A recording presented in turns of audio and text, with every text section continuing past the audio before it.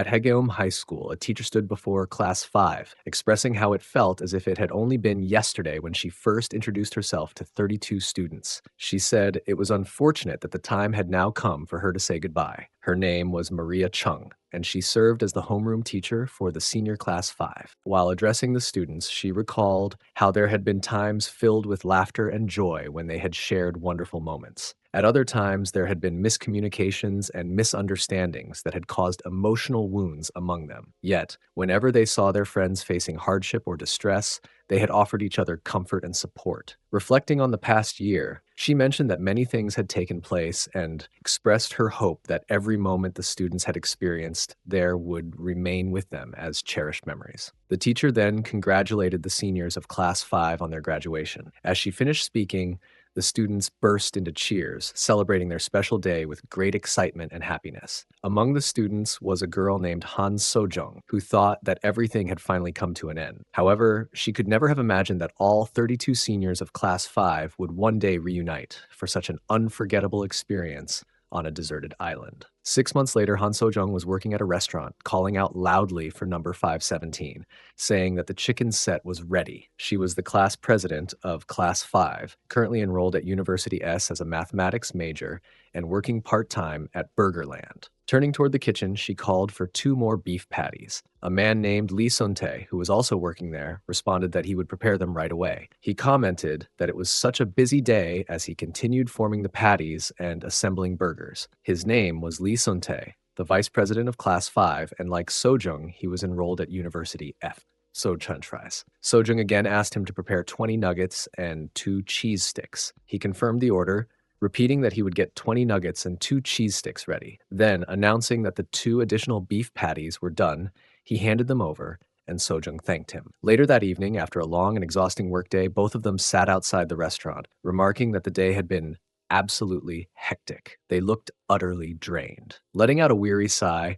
he remarked that Thursdays always felt like a nightmare because of the half-price event that brought an endless flood of customers. Turning toward Sojung, he hesitated for a moment before speaking again, saying that there was something he had been curious about for quite some time. She lifted her head slightly and asked about it. He explained that since both of them were students at University S, they could easily earn more money by tutoring. Looking genuinely puzzled, he asked the reason she continued working there instead of choosing the easier and more profitable path. Sojung gave a small, tired smile. She said quietly that tutoring, for her, would feel stressful rather than rewarding. She explained that she would feel burdened by the idea of having to take responsibility for someone else's learning and progress. He looked at her curiously, leaning back a little as he asked if that was truly how she felt. Then, as if realizing the irony of his own situation, she laughed softly and said that instead of standing there drenched in sweat every day, he should probably be asking himself the same question. The reason he hadn't chosen tutoring either. He paused for a second, saying that in truth, his reasons weren't that different from hers. Sojung frowned slightly in confusion, tilting her head. She said that she didn't quite understand his words, but before he could respond, her attention shifted to the phone in her hand. Absent-mindedly scrolling, her expression suddenly changed to one of surprise. She exclaimed that some girls from her major had uploaded a new post on Instagram. On her phone's screen, there was a photo of 3 girls sitting together, smiling brightly under the sun. The caption beneath was that they were spending their time in Bali and drinking cocktails. The image seemed to radiate luxury and freedom, the kind of carefree joy that felt unreachable to her at that moment. Sojung's eyes lingered on the screen for a few seconds. She sighed deeply and murmured that she was so jealous of them. A faint frustration appeared in her tone as she said that she barely had time to rest, let alone travel anywhere, and that even buying food felt like a struggle these days. Just then, the familiar ding of a notification sounded from Sontae's phone. He took it out, glancing at the screen, and his eyebrows furrowed slightly. When he opened the message, it turned out to be a web notification. It read about alumni reunion on the abandoned island.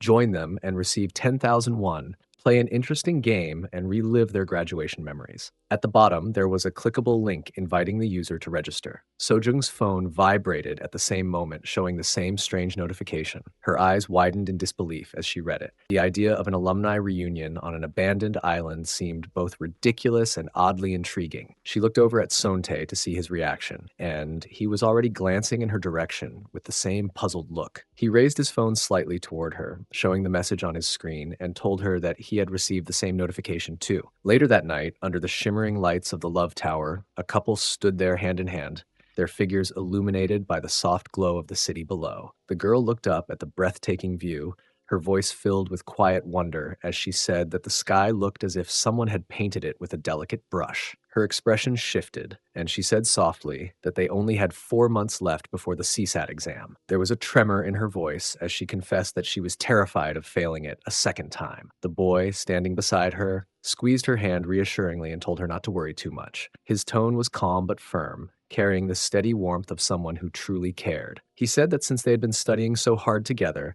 he was sure they would get good results this time. She turned to look at him, her eyes reflecting both the city lights and her affection, and called his name gently, Byung-woo. Then, smiling faintly, she thanked him. He blinked, slightly surprised, and asked the reason she was thanking him. Her full name was Hee Young-yeon, and she spoke with quiet sincerity as she told him that he had always been there for her, encouraging her, comforting her, and cheering her on even when she had been at her lowest. She said that his words and presence had given her strength when she had none left. Her boyfriend, Kim Byung-woo, was also a graduate of Class 5 and attended the same cram school as her in Noryangjin. Hearing her words, he looked at her with affection so deep that it seemed to silence everything else around them. In his mind, a thought echoed that he didn't deserve someone as kind, gentle, and radiant as her. His thoughts drifted backwards, slipping into a quiet flashback. He remembered how, ever since their senior year, he had admired her from afar.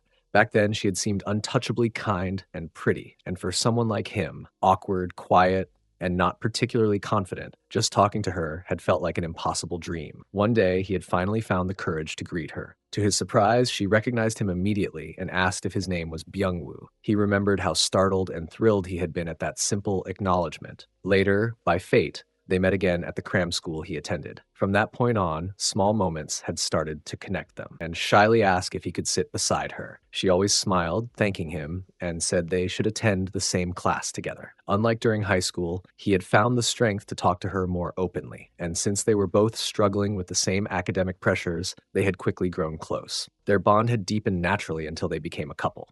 Returning to the present, Byung-woo looked at her standing beside him and kissed her. He thought to himself that she truly felt like an angel, and that he needed to keep himself grounded, to never let selfishness or insecurity ruin what they had. As they began walking toward home, Yoongun spoke softly, her gaze lowered to the path ahead. She admitted that lately she felt as though she were stuck in a slump and couldn't concentrate on studying. He told her gently that the reason she was feeling this way was probably because she had been studying non-stop without taking any real breaks. She looked at him uncertainly and asked if he really thought she needed to take a break. Her tone was hesitant, as though she wanted to believe him, but couldn't quite allow herself to. Before he could say more, they reached her home. Standing at the gate, she smiled softly and thanked him for walking her there. He waved it off with a warm smile, saying that it was no problem at all, and told her to sleep well, promising that he would text her later. As he turned away and began walking toward his own place, both of their phones vibrated at the same time. The identical notification tone rang out. Both of them stopped in surprise and checked their screens almost instinctively. To their astonishment,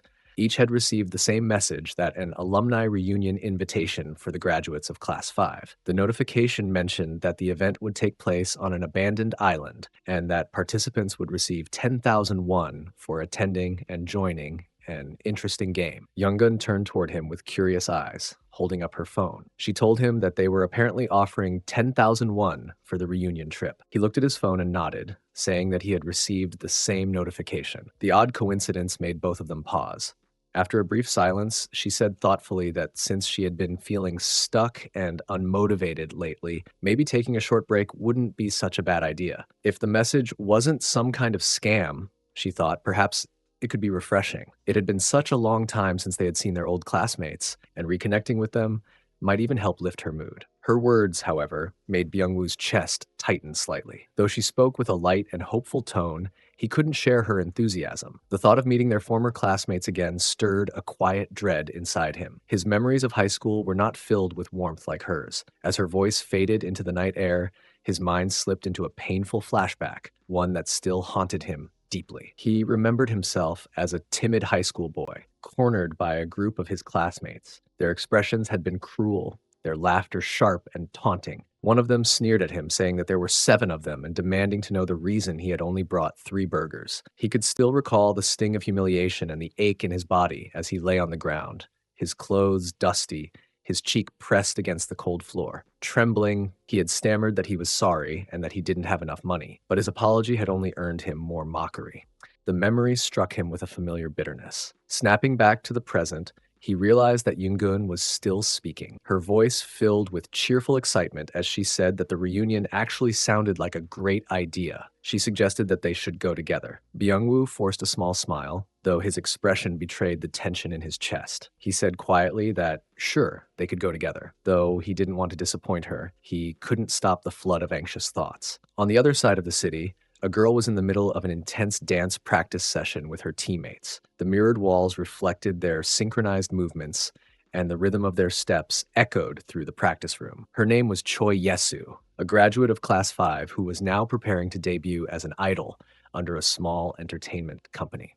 When the music finally stopped and the practice session came to an end, all of the team members collapsed on the floor, panting heavily. One of her teammates, smiling faintly despite the exhaustion, said that they must all be tired from practicing so late into the night. She added that with less than 6 months left until their debut, they had to stay strong and keep going because they could do it. Yesu sat down on the floor when her phone buzzed beside her. She reached for it absent-mindedly, and upon unlocking the screen, she noticed a new message. It was from Hwang Wudam, one of her former classmates. The message read that if she had some time after practice, they should meet for a light drink by the Hangang River. Before she could even react, one of her teammates leaned closer, catching a glimpse of the name on her phone screen. Raising her eyebrows playfully, she asked if the boy messaging her was Hwang Wudam and whether he was asking her out later that night. Caught off guard, Yesu hesitated for a second before admitting softly that yes, it was him. Before she could finish explaining, her teammate grinned and exclaimed that she was 100% sure he liked her. Another girl from the group immediately joined in, clearly excited, asking in disbelief if it was really the Wang Wudam, the one who had been getting attention online lately. She told Yesu that if he was the one texting her, she should definitely consider dating him. Flustered, Yesu tried to calm them down. She told them to relax and said that it wasn't like that at all. She explained that he just messaged her once in a while since they were former classmates, nothing more. Meanwhile, in a motel room across town, Wang Wudam, also a graduate of Class 5, was checking his phone. Wudam was recently signed with a modeling agency and had become a rising social media personality, boasting nearly 25,000 followers. He was slowly gaining recognition, his face appearing in online ads and small magazine spreads, and many were calling him a trending rookie star. When he saw Yesu's reply, his expression shifted slightly. She had texted back that she didn't have any plans later, but was far too tired from hours of practice and just wanted to go home and sleep. Reading that message left him feeling frustrated and disappointed. He leaned back against the wall, tossing his phone beside him with a sigh, as if the reply had deflated all his anticipation. At that moment, he was not alone. He was busy doing wholesome cardio training with a woman who was with him in the room. Her name was Choi Jung, 28 years old, an announcer for Company M, known for managing several popular cable programs that were trending at the time. As they exercised together, she glanced toward him with a teasing smirk and asked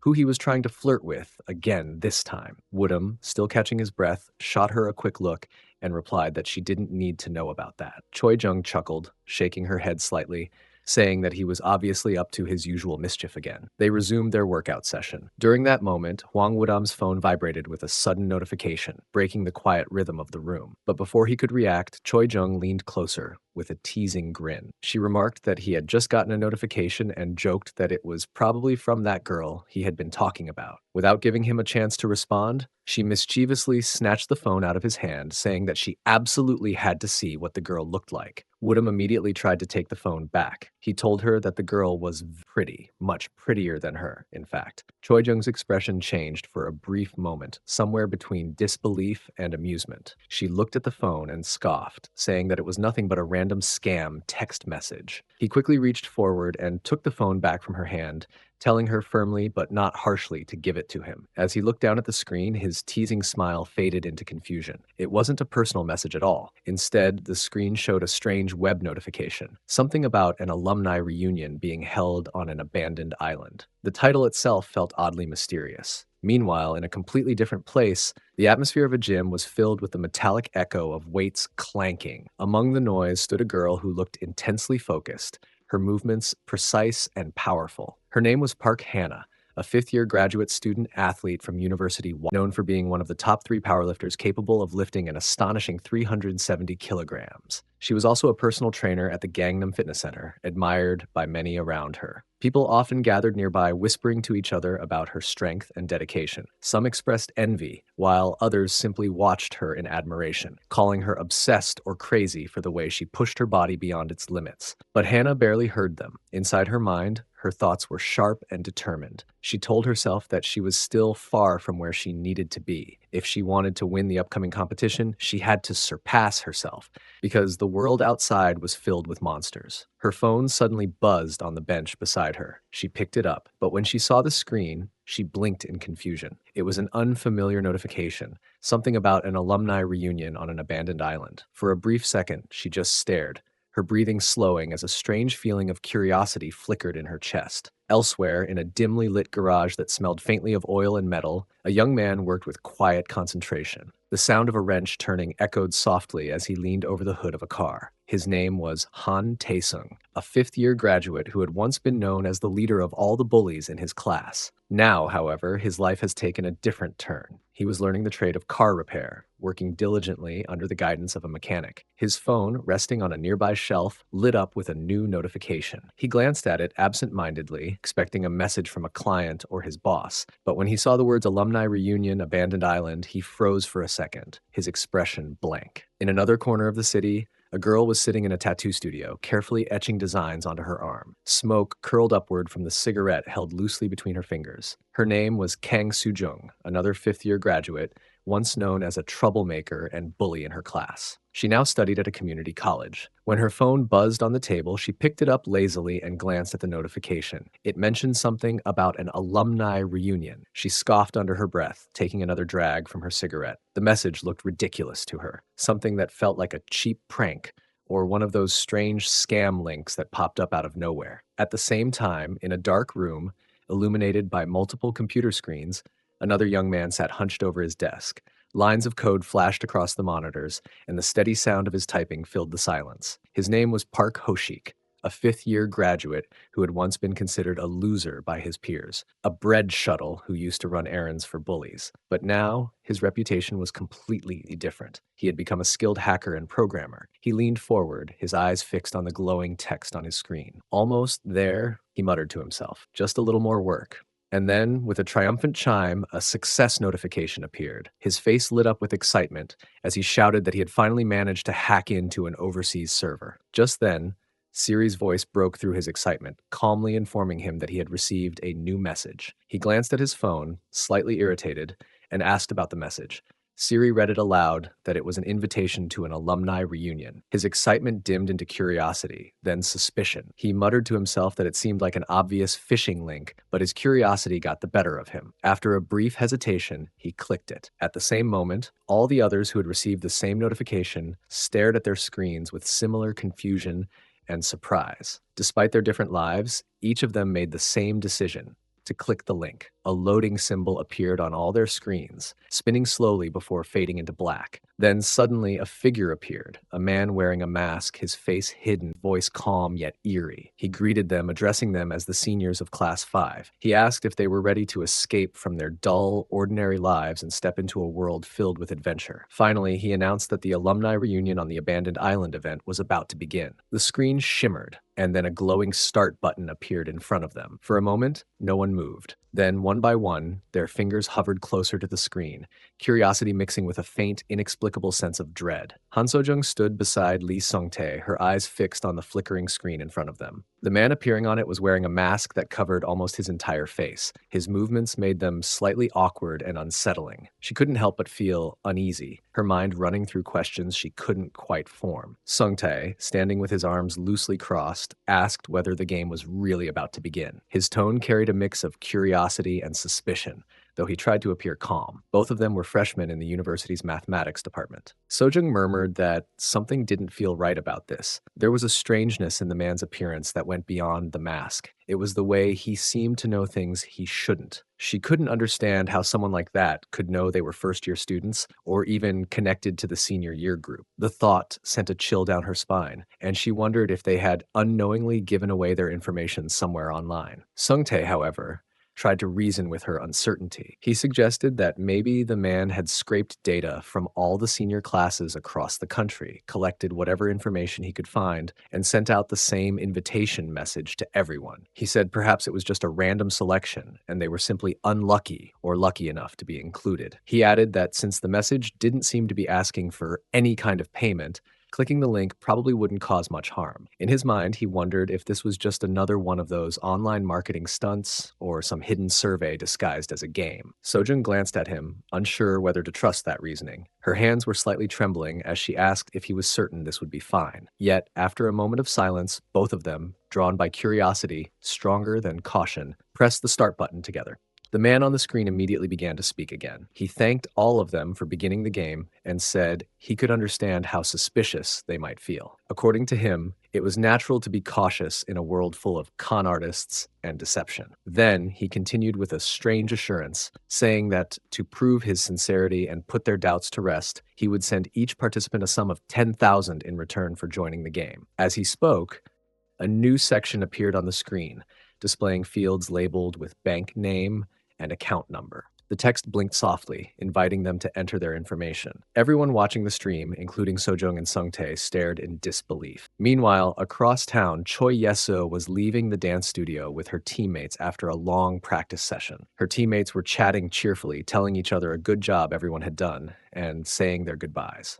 Yesu, sleep tight, one of them called out playfully as they parted ways. She replied with a soft smile, brushing her hair away from her forehead as she stepped out into the quiet night air. She didn't notice the faint clicking sound nearby, the discreet shutter of a camera. On the other side of the street, Yu Sang-yoon, a man in his mid-20s and a former senior from Class 5, stood partially hidden, taking pictures of her with quiet fascination. He had been following her progress as a dancer for some time now. Unemployed and spending most of his days alone, he had developed an unhealthy fixation on her, convinced that she was destined to become famous. Later that night, Sang-yoon sat in his small, dimly lit room, his computer screen glowing in front of him. He opened the folder filled with the photos he had just taken and stared at them one by one. The images showed her walking beneath the streetlights, her expression calm and unaware. He murmured to himself that if she ever debuted as a professional dancer, he would attend every one of her performances just to cheer for her. Suddenly, a notification appeared on his phone. It was a message about a class reunion that was planned to take place on a deserted island. The moment he saw it, he froze for a second, feeling both shock and curiosity. The idea itself felt unbelievable.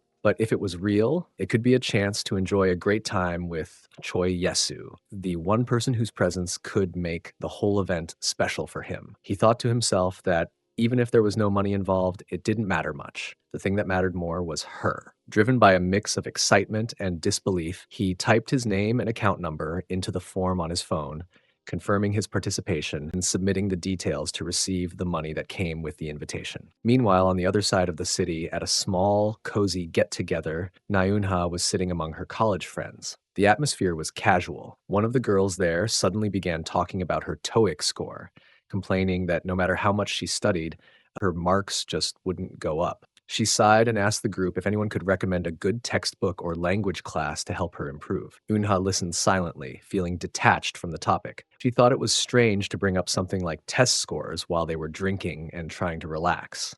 Her thoughts drifted, and she wondered why people couldn't let go of academic talk, even for a short while. Just then, the boy sitting next to her leaned slightly closer and told her that she should try completing her major coursework with Professor Choi. He added that Professor Park was quite famous, but since he was always busy, he was rarely seen at the university. Eunha's eyes wandered across the table, and in her mind, she couldn't help but think how awkward it was that even during a casual drink, the only subject these upperclassmen could discuss with female juniors was schoolwork. She felt a quiet irritation building inside her. Another girl at the table joined in, saying that if anyone ever planned to study abroad for English, it would be better to go to the United States instead of Canada. Eunha thought to herself that such a discussion should have stayed within a study group, not been brought up here. As she watched the others speak with forced smiles, every one of them acted kind and well-mannered, but beneath the surface, they all seemed pretentious and dull. She thought about how empty such conversations were, polite words with no warmth or real connection. Her name was Na Eunha, a senior at Y University, majoring in business management. Among her classmates, she had the reputation of being a bit of a delinquent, someone who didn't always follow the crowd or or fit in with the typical university student image. At another place entirely, two boys were making a scene of a fight, laughing and boasting loudly. They had just finished beating up a few men.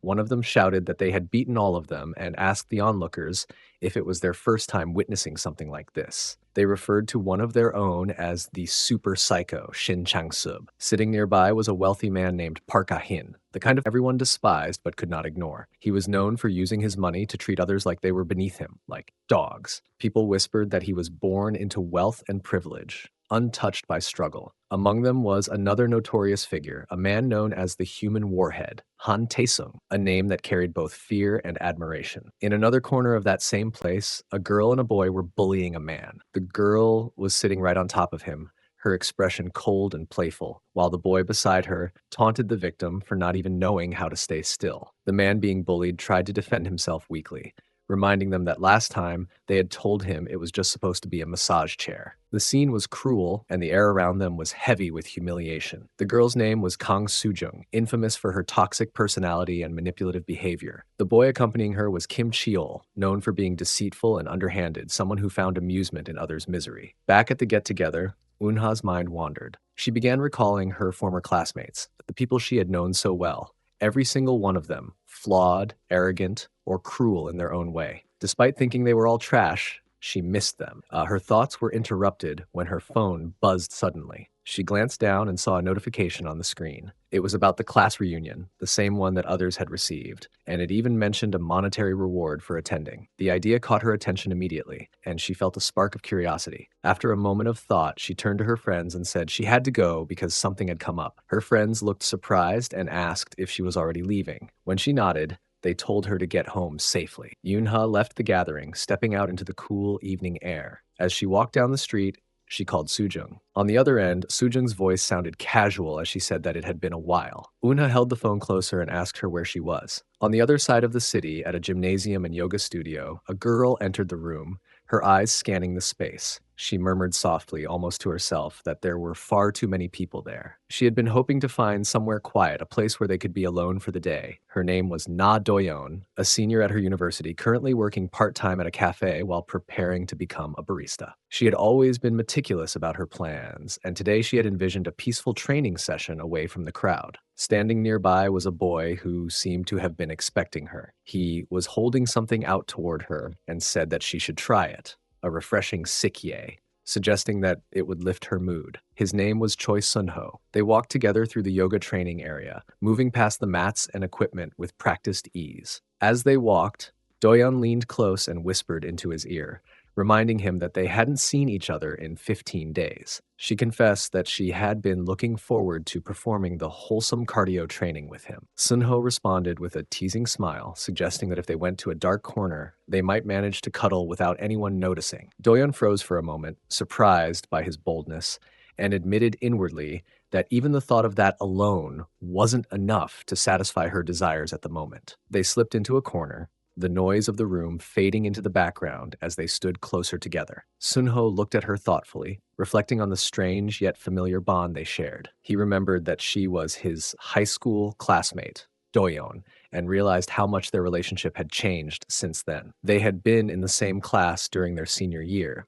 but he had never imagined they would grow so close. He recalled the way they had greeted each other on their walks to and from school, a simple hi exchanged in passing, nothing more. They had lived in the same direction, which meant that their paths crossed frequently, yet interactions were minimal and polite. Everything changed one day after summer break, probably in September when it began raining suddenly in the morning, catching everyone off guard. Sun-ho remembered standing under the shadow of his home and noticing Doyeon struggling in the rain. On impulse, he had called out to her, asking her to come inside for a moment, promising to lend her an umbrella. She thanked him. As they entered, he told her she would catch a cold if she stayed out any longer and insisted she come in. He offered some of his clothes to keep her warm. She hesitated briefly, asking if there was anyone else at home, and he had explained that both of his parents were busy and would not return until after 9. She could relax, he reassured her. Feeling a mixture of gratitude and shyness, Doyeon nodded and excused herself as she headed toward the bathroom. He handed her some of his clothes, mentioning that they might be a little big, and pointed out that the towels were in the cabinet if she needed them. She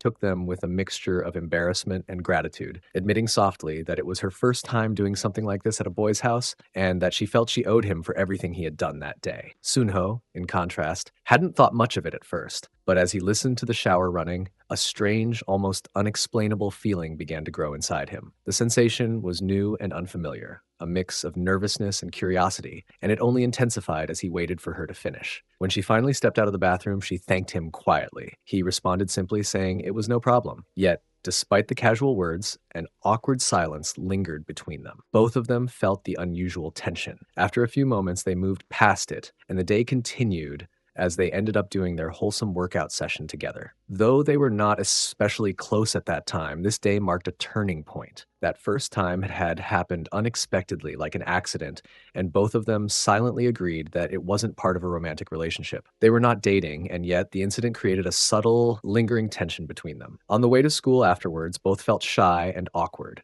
unsure how to behave around the other. They tried to pretend nothing had happened, reverting to their old routine of only exchanging casual greetings. Doyeon would even say bye as he returned home. However, this unspoken agreement lasted less than a week. Soon, they found themselves back in the same empty, parentless house, doing wholesome cardio training together, which had effectively become their secret hideout. Occasionally, they would even go to a motel for training sessions, yet the dynamic of their relationship remained unchanged. Neither lovers nor simple friends. Their connection seemed to revolve solely around these gymnastic rehearsals, the shared space of physical activity giving shape and meaning to their unusual bond. One day, after finishing a training session, Sunho asked if she would be free the following Sunday. Doyeon teased him, saying she had to wait 10 days, though lately she had been able to make it through 5, suggesting they wait for another day during the week instead. Sunho agreed, and this became another rhythm in their strange relationship. Now, back in the present, both of them had resumed their wholesome cardio session together. Sunho's mind raced with desire, thinking that he wanted to continue so badly right at that moment. Doyeon, however, suggested they should go to a motel, implying privacy and discretion. He shook his head, insisting he couldn't wait, wanting to continue right there in the open space of the gym. She seemed slightly upset by his insistence, but the session went on nonetheless. Around them, people were watching. Doyeon could feel the stares on her, and her awareness made her uneasy. She whispered her discomfort to him, voicing her self-consciousness.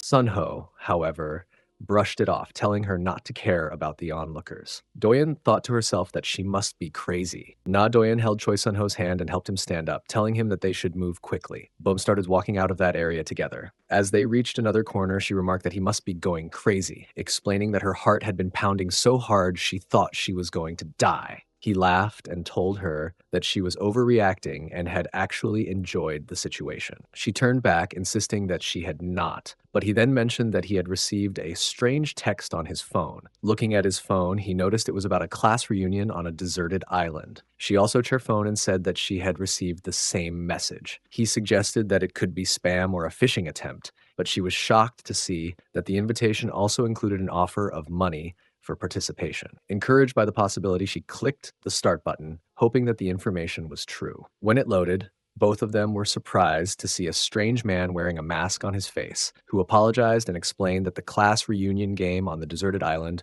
could only begin if at least half of the invitees joined. He further clarified that the game was about the seniors of Hagom High School, Class 5, and that out of the 32 invited participants, 14 had already joined. There was still some time left for the remaining participants to join the game. On the other side, Han So-jung was sitting in her home, quietly looking at her phone. As she scrolled through the message, her thoughts wandered to her alma mater, her former classmates, and even the total number of students who had been contacted. She tried to make sense of the situation, wondering if there was someone behind the scheme. Perhaps it was just a prank from one of the students, or maybe it was something more serious. Someone dangerous trying to lure them into trouble. The thought made her uneasy, and she considered that she should report it immediately before anything bad could happen. Just as she was about to call 112, her phone rang, interrupting her plans. It was Jia calling. A smile spread across Sojung's face as she answered the call. Jia cheerfully told her that she was downstairs at her apartment, waiting for her. Sojung, curious and excited, quickly moved to the terrace to get a better view. She asked if Jia's words were really true, her voice filled with a mixture of disbelief and anticipation. Jia urged her to hurry down, teasing that she had a surprise for her that she would not want to miss. Sojung responded from the terrace, greeting her warmly, and Jia waved from downstairs. Jia, whose full name was Min Jia, was a senior in Class 5, studying in the nursing department at Women's College. She was also the best friend of the class president, Sojung, which made their bond even closer. Encouraged by the thought of seeing her friend, Sojung quickly made her way downstairs, where she encountered Chae-yoon, who was also present. She greeted her warmly, noting that it had been a long time since they had last met, and expressed her hope that she was doing well. Whose full name was Seo Chae-yoon, was also a senior in Class 5. She was currently apprenticing at his father's workshop and was another close friend of the class president, Sojung. Upon seeing her, she could not resist grabbing her face gently, commenting on how tired and worn it looked, and added that life at Burgerland must have been incredibly hectic for her. Sojung laughed lightly, brushing off his comments, and told her to forget about it, explaining that things had indeed been wild. She then asked if there were any part-time jobs available that were easy but still paid well. Her attention then shifted to Jia, who seemed unusually excited.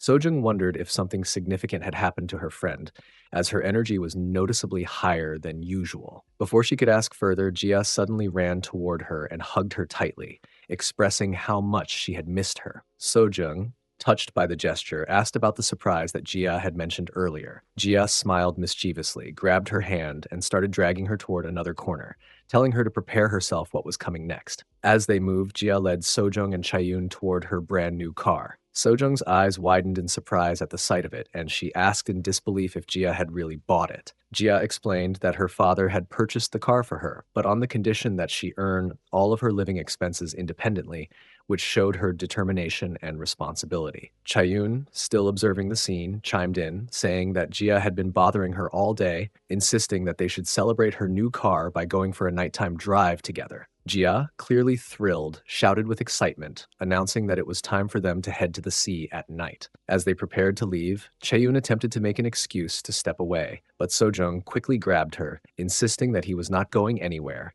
and that she would not go alone. With that, all three of them settled into the car. Jia started the engine and began driving. Sojung sat beside her in the passenger seat, looking around at the surroundings and warning her friend that she was driving very fast, reminding her that the speed limit was 40, showing her safety concern even amidst the excitement of the moment. Jia reassured them with a confident grin, saying that as long as there were no cameras around, there was no reason to worry about going a little fast. Chae-yoon, who was sitting in the back seat, immediately shot back, her voice a mixture of concern and exasperation.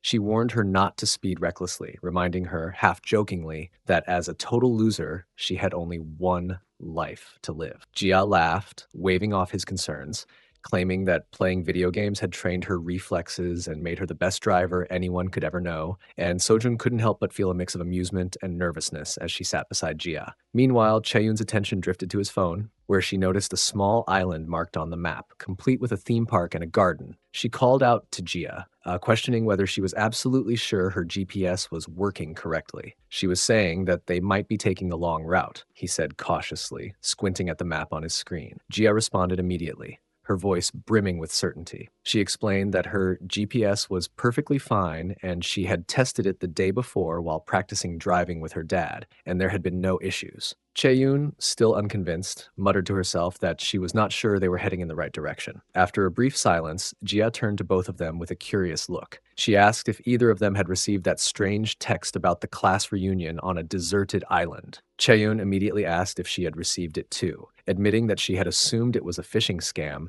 and had not opened it. Jia explained that she had opened the message and was surprised to find that it included an offer to send 10,000 if she provided her bank account number. Chae-yoon, unsurprised, quickly dismissed it as just another scam. Sojung, however, raised a thoughtful objection. She pointed out that there were far too many unusual details for it to be a simple phishing attempt. Jia nodded in agreement, saying that seeing their high school's name mentioned had made her genuinely concerned. Sojung admitted that this was exactly the reason she had been on the verge of calling the police to report the message. Chae-yoon, ever the voice of reason, told her she shouldn't overthink it, insisting that she should report it immediately before anything worse could happen. As Sojung stared at her phone, debating whether to dial the number, a sudden movement caught their attention. An elk darted across the road in front of their car, creating a momentary but dangerous risk of an accident. Gia's reflexes kicked in instantly, and she swerved sharply, causing the car to tilt and vibrate violently with the sudden maneuver. Meanwhile, at the club, the scene was entirely different. A grand party was underway, the kind that filled the air with music, laughter, and the clinking of glasses. Inside one of the VIP rooms, a man was seated comfortably, surrounded by two ladies. One of the ladies commented on his attire, noting that he was wearing designer brands like Hermes, Armani, and Ferragamo,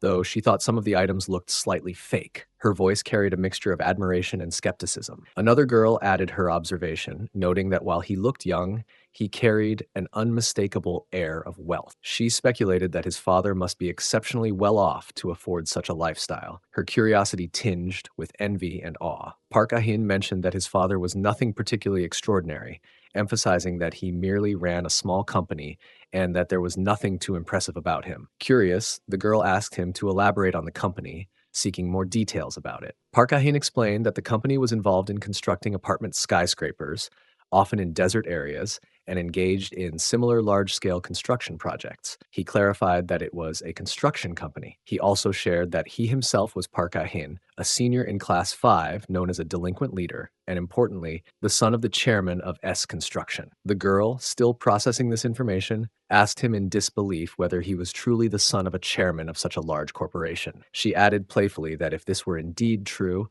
then he should be able to make it rain like they do in music videos. Observing the situation, another girl, Kang Soo-jung, watched silently and skeptically, questioning in her mind whether the first girl actually believed his claims about his family and wealth. The first girl then reached for his wallet, seizing it with a playful boldness. Park Ah-hin responded lightly, warning her that if she picked it up, she would have to keep it, implying that there would be consequences to her actions. She laughed at his comment, telling him that she loved his sense of humor, showing that she was entertained by his personality and confident demeanor. At that point, Park Ah-hin began handing out large amounts of money, spreading bills around in a literal display of wealth. The girl immediately dropped to her knees to gather the scattered money, diligently collecting each bill with focused attention. Kang Soo-jung, observing this, was clearly surprised, remarking on the unusual behavior, and questioned whether the first girl had no pride at all. She thought aloud that this man was supposedly only conducting wholesome exercise training with them, and yet he was displaying such extravagant behavior. Turning to him directly, Kang Soo-jung asked if he genuinely believed he could manipulate people merely because he possessed money. She reminded him that there were many people in the world far wealthier than he was. In response, Park Ah-hin placed a thick bundle of money directly in front of her and instructed her to remove her clothes, promising that if she did so, he would give her all of it.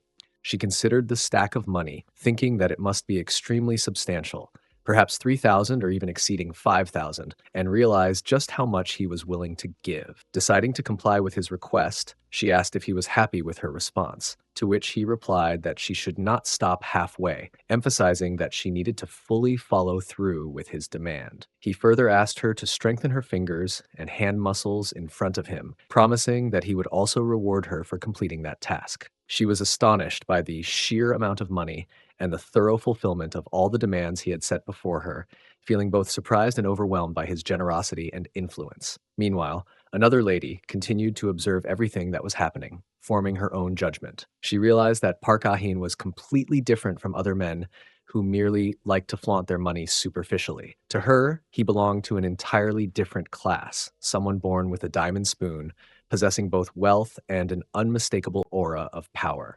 Eventually, she approached him and admitted openly that she had, in fact, been searching for a sugar daddy. She told him that she was comfortable with the time, the place, and all the circumstances, and that she was willing to comply with whatever he wanted, expressing her readiness and agreement in a straightforward manner. Suddenly, a waiter entered the room, carrying a tray and serving drinks reserved for the VIP guests. He commented that the atmosphere in the room seemed to have gotten quite intense. His name was Kim Cheol, a senior from Class 5, a delinquent like the others, though not particularly skilled in fighting. He had a reputation for clinging to Park Shin and often relied on him for status and support. Park Ah-hin stood up from his seat, adjusting his jacket slightly, and announced that he had to leave. One of the ladies in the room, confused, asked him where he was going so suddenly. Before Ahin could respond, Cheol spoke up, trying to guess the reason for his departure, saying that the girls seemed fine and wondering why he would leave so soon. Park Ahin replied coolly that he wasn't interested in women who simply did whatever was asked of them, implying that such behavior bored him. Cheol shrugged and remarked that he personally didn't mind that kind of thing at all. Both of them then left the room and stepped outside the club. Park Ah-hin had a cigarette between his lips. He took a drag and complained to Cheol that the place didn't even feel like a proper club, saying that only dull and uninteresting women were there. Cheol, lighting up Ah-hin's cigarette, replied that all clubbing scenes were usually like that anyway.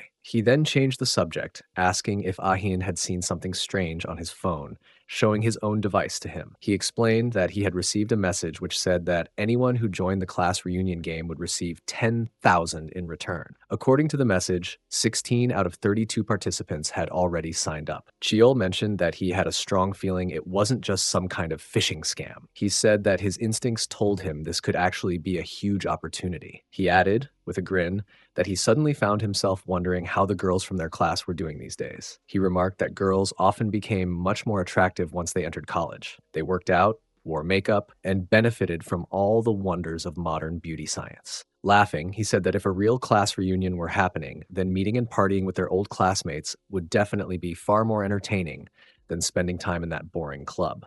Park Ah-hin agreed with his idea, nodding slightly, and told him to create a group chat for the seniors of Class 5 right away. Cheol smirked, saying that their leader, Park Ah-hin, was truly a man of action. Ah-hin, maintaining his calm and confident demeanor, gave the order to start gathering their old crew together. Meanwhile, somewhere else, Shin Chang-sub was seen mercilessly beating a man on the street. The injured man, barely able to move, pleaded desperately, asking for just one more week to pay his debt. Chang-sub told him not to be afraid, assuring him that he wouldn't kill him, but added coldly that he would be taking a few of his fingers instead. His full name was Shin Chang-sub, another senior from Class 5, a former delinquent who had since become a ruthless loan shark collector. The man on the ground begged again, saying that he had children aged 3 and 5, and pleaded that for the sake of his kids, he needed one more week to gather the money. He promised that he would pay back the 3,000 in every situation. Chang-sub replied with a grim smirk that the insurance company would cover the amount eventually, telling him not to worry about his kids. He added that he himself had grown up just fine without a father. As he said this, his phone buzzed with a notification. He took it out, glanced at the screen,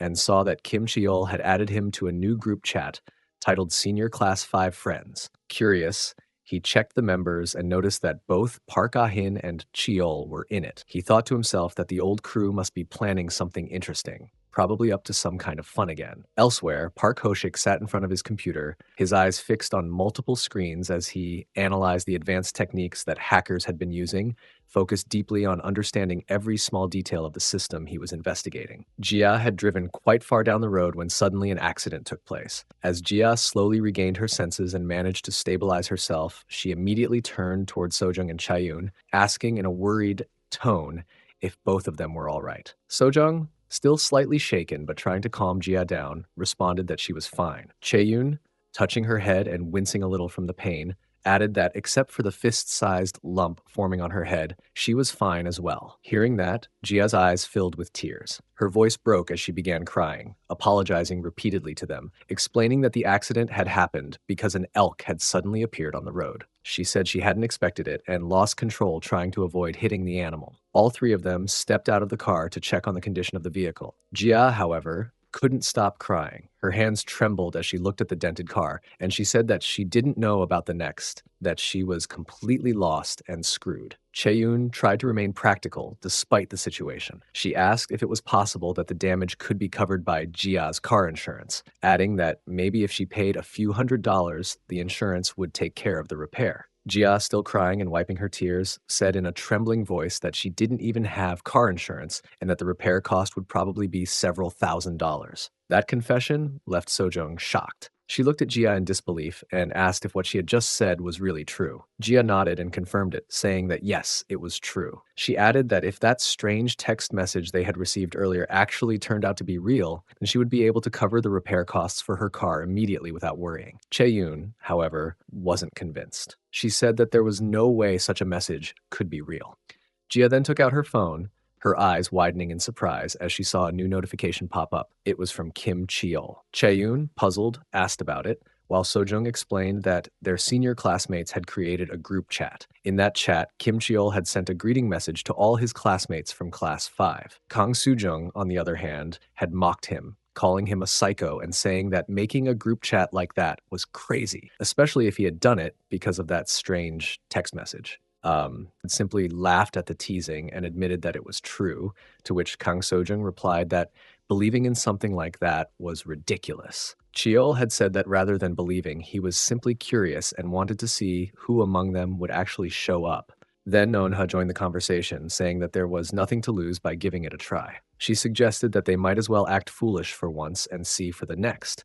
If the money truly came through, would end up hitting the jackpot. Hearing all that, Jia started crying again and said that for the first time, she actually felt thankful to Kim Cheol and Na Eunha. Since most of the people in the chat were supporting the idea, she felt it would be best to go along with the majority and try to get the money as well. Chae-yoon, however, tried to keep her grounded and warned her not to get her hopes too high. She pointed out that if they were really going to give $10,000 to every classmate, then it would be a huge amount of money overall. Jia, still emotional, told her not to say such things and that she had no choice but to believe that the $10,000 would really come. Chae-yoon sighed, clearly unconvinced, and told her to just forget it. Meanwhile, Sojung stood quietly nearby, listening to the whole conversation unfold. She thought to herself that with this kind of atmosphere, even if some people wanted to refuse, they would have to act carefully and go along with that, the majority decided. Jia, on the other hand, continued to try convincing the others, saying that they could never be completely sure.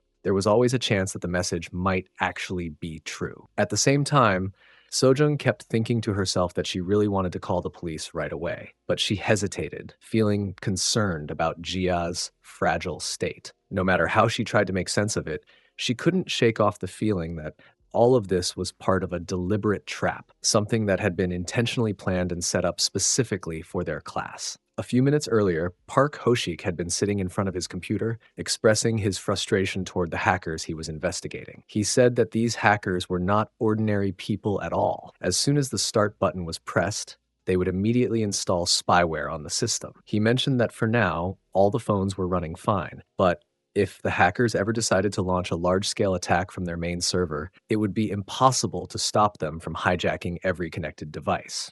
Hoshik explained that the real issue was the server itself. It was protected by an unbelievably strong firewall, making it nearly impossible to obtain any detailed information about the group. He admitted that he didn't understand much about who these hackers really were, but his curiosity about them was driving him insane. While he was still lost in thought, a sudden notification appeared on his computer screen. To his surprise, it was from Kim Cheol, who had added him to a group chat. Looking at the notification, Park Hoshik muttered that Cheol had actually gone and made a group chat. He sighed, said he didn't even want to see the faces of those people. But at the same time, he couldn't help being curious about who exactly the individuals sending those strange messages were. When the chat opened, the screen displayed a total of 17 participants who had already joined the group. Within the chat, Cheol had sent a message saying that there was still one more member left to join, and that there were only 80 minutes remaining. He urged the other 15 people to hurry up and join the game before the time ran out.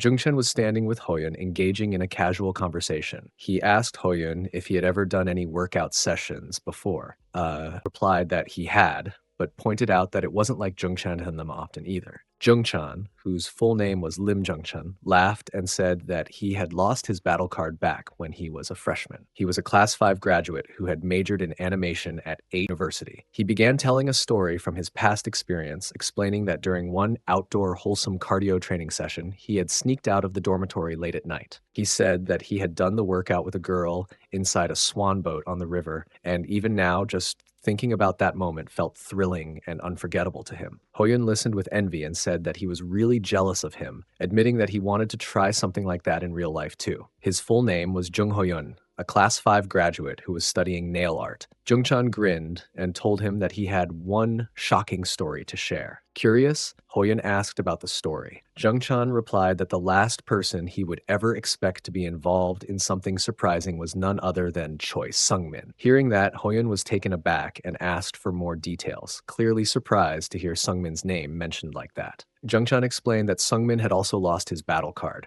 Hoyun reacted with disbelief, saying that he couldn't believe it. He had always thought Sungmin would stay by his side forever. He wondered aloud how someone like Sungmin, who had always been serious and only focused on studying, could have done something so daring. Jungchan shook his head and said that it was unbelievable, then went on to explain further. He said that Sungmin's family had always been quite poor. Every weekend, whenever they saw him, he would be wearing the same outfit, regardless of the season. But later, they found out that Sungmin had been working a rather well-paying part-time job that he got through a senior who was a webtoon artist. That senior was actually a professional, an adult webtoon writer, and Sungmin's part-time work had been to model for those drawings. Jungchan said that those kinds of jobs paid quite well, but the role of the models could get a little strange at times. He explained that Sungmin had a good physique and a handsome face, but he was constantly struggling to manage his living expenses. Because of that, Jungchan had thought the job would be perfect for him. So he had called Sungmin personally and told him about the opportunity.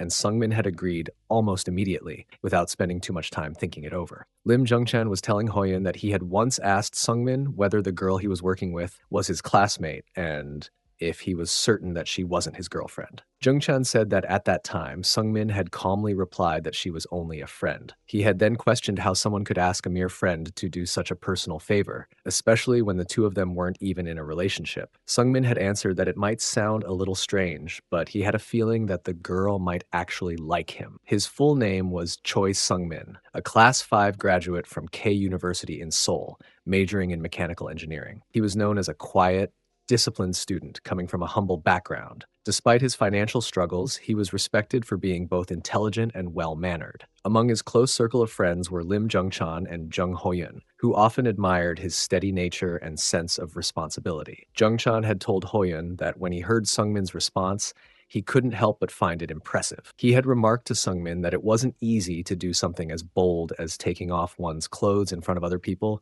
and suggested that maybe the girl had a very open mind to agree to something like that. Sungmin, however, had immediately denied that assumption. He had said that the girl wasn't like that at all. According to him, she wasn't the type to go out to parties or stay out late.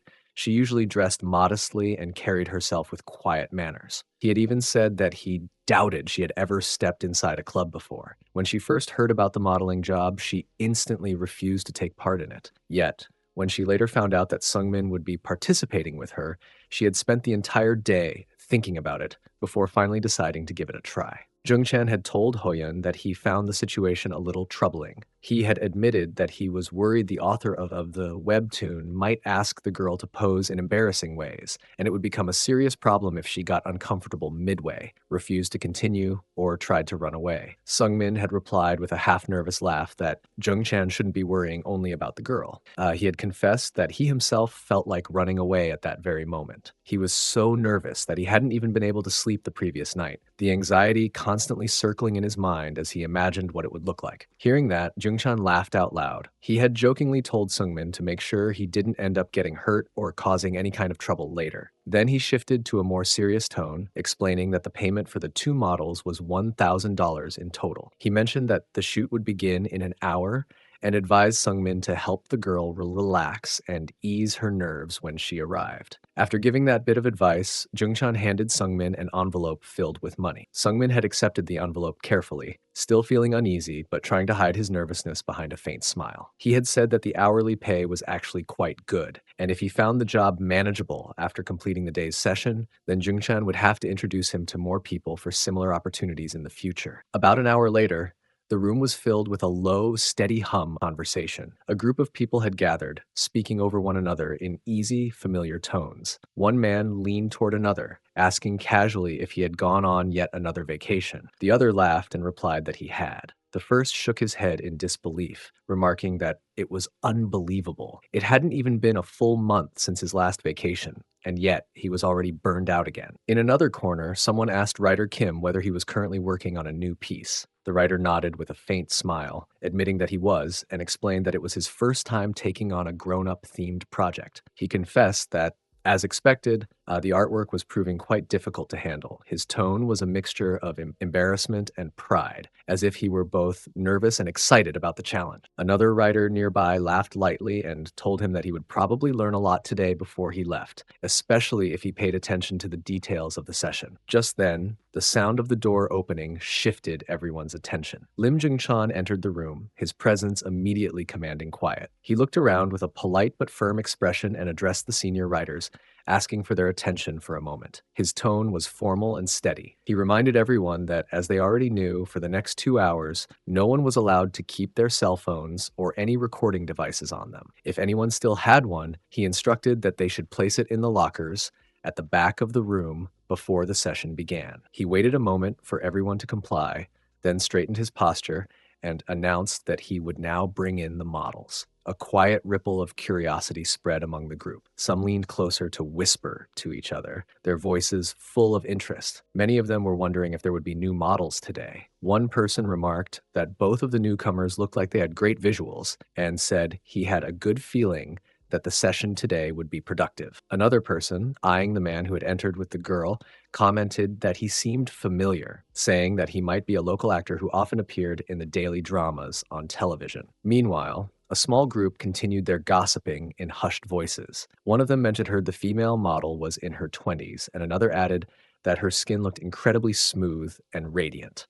Someone else whispered that she was stunningly pretty, perhaps even the most attractive model they had seen so far. The light murmurs of agreement moved through the room like a small wave of excitement. The girl who had arrived with Sungmin was named Lee Yunmi. She was 20 years old and attended the same school as Choi Sungmin. She was known to be gentle and kind-hearted, a member of the volunteering club who had always liked Sungmin quietly from afar. She stood near him now. At the front, Lim Jung-chan checked his notes and looked up, his expression turning serious again. He cleared his throat and announced that the session would now begin. Turning toward the two models, he instructed them in a professional tone to remove their gowns so that the artists could start sketching. Yunmi froze slightly, her breath catching in her throat. Her expression showed hesitation and unease, and her voice trembled as she whispered to Sungmin that she didn't think she could do it. Sungmin glanced at her nervously, his heart pounding in his chest, and admitted that he felt the same way. He muttered that maybe they had agreed too easily, thinking it wouldn't be as difficult as it now seemed. For a moment, both stood there, uncertain and quiet, feeling the weight of all the eyes in the room. Then Sungmin exhaled slowly and said that he had decided to go first. Gathering his courage, he took a small step forward, reached for the edge of his gown, and with a deep breath, began to remove it. All of the writers and the other members present in the room were quietly observing Sungmin, their attention focused on his body. They couldn't help but admire his physique, noting that his abs were perfectly defined. Not excessive, but just right. One of them whispered to another, commenting on how well-proportioned and aesthetically pleasing he looked. A little embarrassed by the attention, Sungmin glanced toward Yunmi and offered her a reassuring word. He told her to try not to be too nervous in front of everyone and encouraged her that it was time to remove her gown. Yunmi hesitated for a brief moment, her hands trembling slightly, but after taking a deep breath, she slowly removed her gown. The room immediately filled with appreciative murmurs. Everyone present seemed genuinely impressed by her melon size. Lim Jung-chan, standing at the front, addressed the room once more. He reminded everyone that, as they all knew, the purpose of this meeting was to help improve their sketching skills by observing real-life models. He cautioned that some of the poses requested might be a little embarrassing or uncomfortable for the models, and asked everyone to be understanding and respectful toward them. One of the writers and sketch artists then stepped forward and addressed Yunmi, asking her to strike a particular pose. He described it as a pose meant to convey attraction toward a man and asked if she thought she could do it. Yunmi nodded hesitantly, her mind racing. If I do it like this, everything will be completely exposed, she thought, but it was already too late to turn back. I just have to do it. Summoning her courage, she completed the pose as requested. The other writer then asked for another pose, and both models followed the instructions, fulfilling the requests of the artists with careful precision. Meanwhile, on the other side, Chinyol spoke quietly to Ahin. He mentioned that One person hadn't read any of the messages since the start of the game, and he wondered aloud whether the game could be fair if that person didn't participate. He asked Ahin, who had yet to join. Ahin admitted that he had no idea who else it could be. Chinyol, with a knowing look, remarked that it must be Han Taesung, as expected. Ahin got into his car and told Chinyol that the car doors were now locked, asking him to get inside as well. Chinyol agreed. Ahin instructed him to inform the entire crew to assemble in front of Han Taesung's house. By this point, many of the 32 participants had joined the game, with 67 minutes remaining on the clock. Back at another location, Jia's biodata was displayed on the screen. Sungmin and Yoonmi continued performing their wholesome gymnastic rehearsal pose, following the specific instructions given by the writers. Later, Lim Jungchan was recounting the entire story to Jung Hoyun, describing every detail with enthusiasm. Hoyun listened with wide eyes, clearly taken aback, and asked in disbelief if they had really done that pose right there, in front of everyone watching. His tone carried a mix of shock and curiosity, unable to imagine how such a situation could even happen. Jungchan nodded firmly, emphasizing that everything he was saying was completely real. He added that the story didn't end there, hinting that there was more to it. Hoyun leaned closer, still unable to believe it, and asked again whether they had actually gone through an entire workout session in front of the whole audience. Jungchan explained patiently that, at first, both Sungmin and Yoonmi must have been overwhelmed by embarrassment. He said they probably wanted to crawl under a rock and disappear out of sheer awkwardness, but reminded Hoyun that humans are adaptable creatures. With time, they had started getting used to the situation little by little. As the moments passed, they learned to suppress their self-consciousness, focusing instead on the task they were given. Eventually, they began to embrace their roles and put genuine effort into their work, despite the crowd watching them. Hoyun was almost speechless as he listened. He found it hard to believe that they had gone through an entire wholesome cardio training while being observed by others. He asked, almost in disbelief, whether Sungmin had truly gone through with that. Jungchan told him to try imagining himself in Sungmin's position. He asked about Hoyun's next steps if he had suddenly been placed in the same situation, performing such a routine in front of an audience without preparation. After thinking for a bit, Hoyun admitted that if it were his first time and the girl involved was as pretty as Jungchan had described, he probably would have done the same thing without hesitation. There was a teasing tone in his voice as he asked again if Sungmin had truly done all that right there in front of everyone.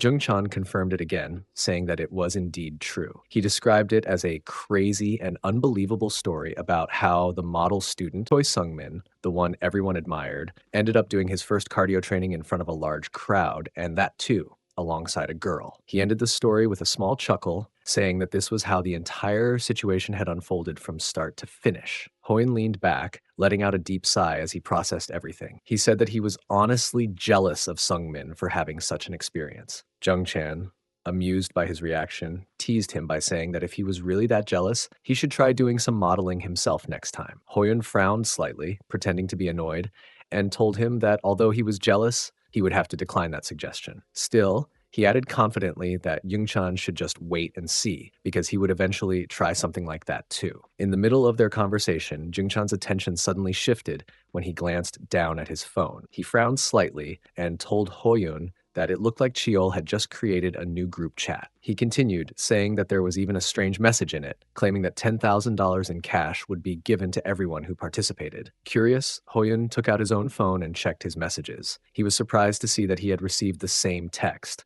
Looking at the screen, he said that it did seem suspicious. There was no way anyone would actually hand out that much money so easily. Yet, despite his doubts, he admitted that the message had made him curious. He wondered aloud that if anything might happen if their entire class decided to press the button mentioned in the message. Jungchan looked at him and shrugged, saying that he might as well give it a try. Without hesitating much, both of them decided to press the button at the same time, exchanging glances of excitement and uncertainty as they did. Meanwhile, on the other side of the city, Han Taesung returned to his home after a long day at work. He quietly changed out of his work clothes. The house was silent except for the faint sound of the clock ticking, and the house filled with framed photos of him and his girlfriend, Sua, smiling, holding hands, and sharing happier times that now felt distant. He walked into the bathroom to take a shower, hoping to clear his mind. But as soon as the water began to run, memories from the past started replaying vividly in his head. He could see Sua standing in front of him, crying uncontrollably, her voice trembling as she shouted that everything was his fault. The words echoed painfully in his memory as she told him never to show himself in front of her again. He remembered the moment she turned around and walked away,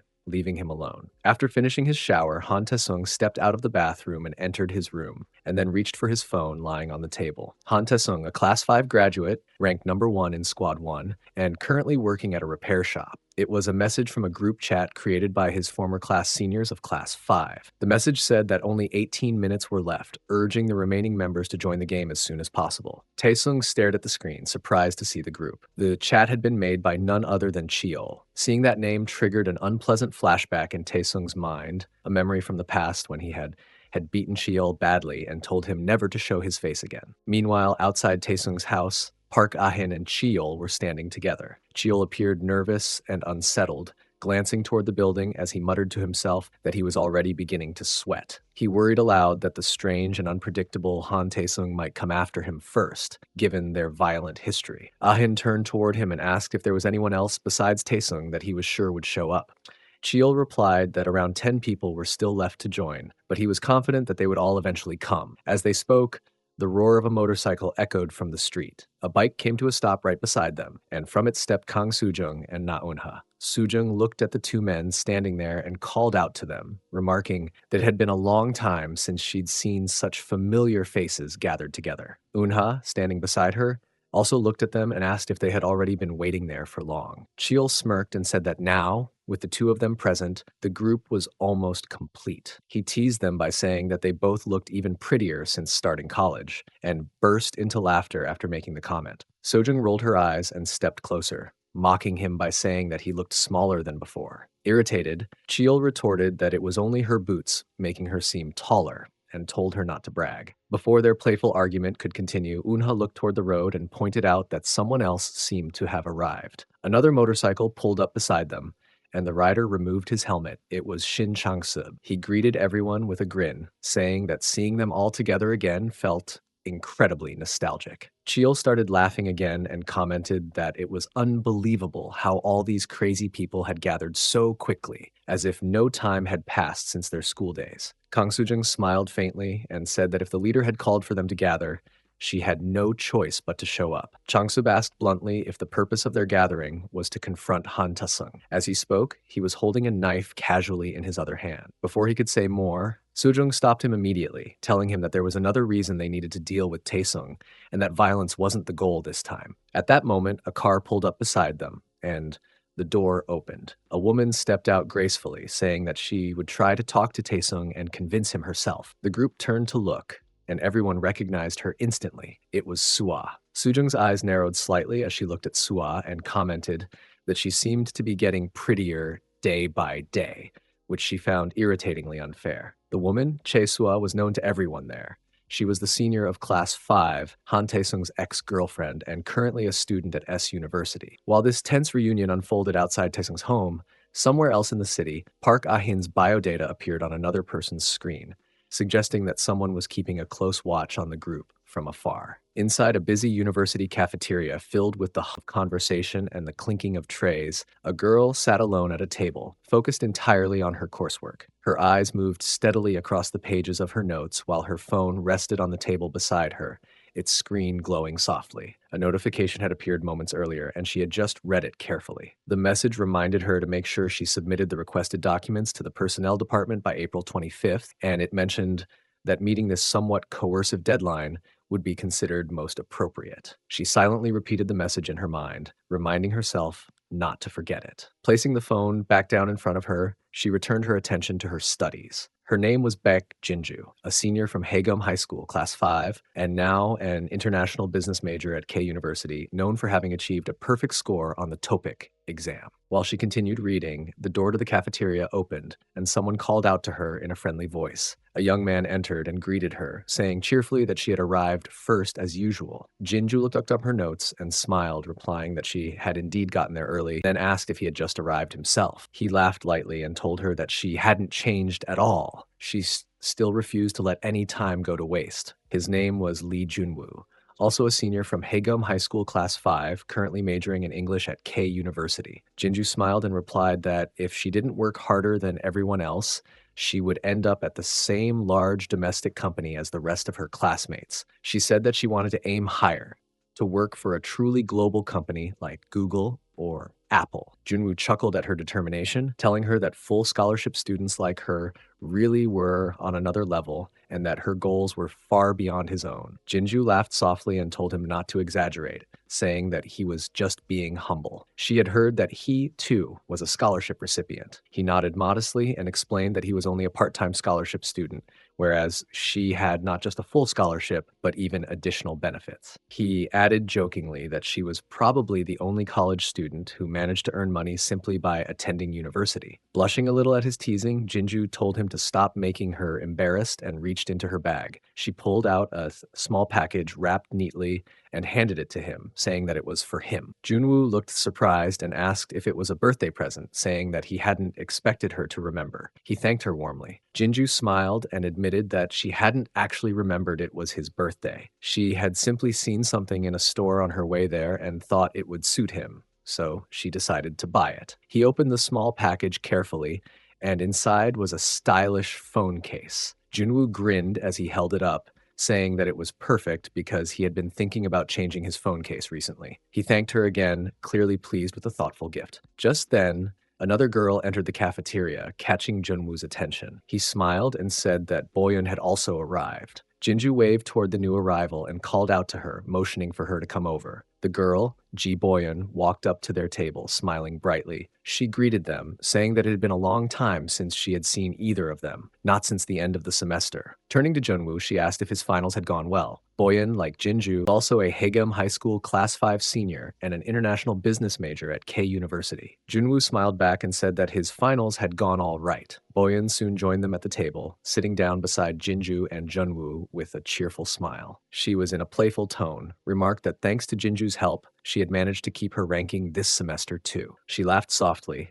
and said that it was entirely her own fault for having such a smart friend, before turning toward Junwoo. With a bright grin, she wished him a happy birthday and handed him a beautifully wrapped, branded gift. Junwoo blinked in surprise, clearly taken aback as he accepted it. When he opened the bag and looked inside, his eyes widened to see that the expensive wallet, the present, was far more luxurious than he had expected. He looked at Boyun and said that it looked really expensive, insisting that she shouldn't have gone so far for him. Boyun waved her hand dismissively and told him not to make such a fuss about it.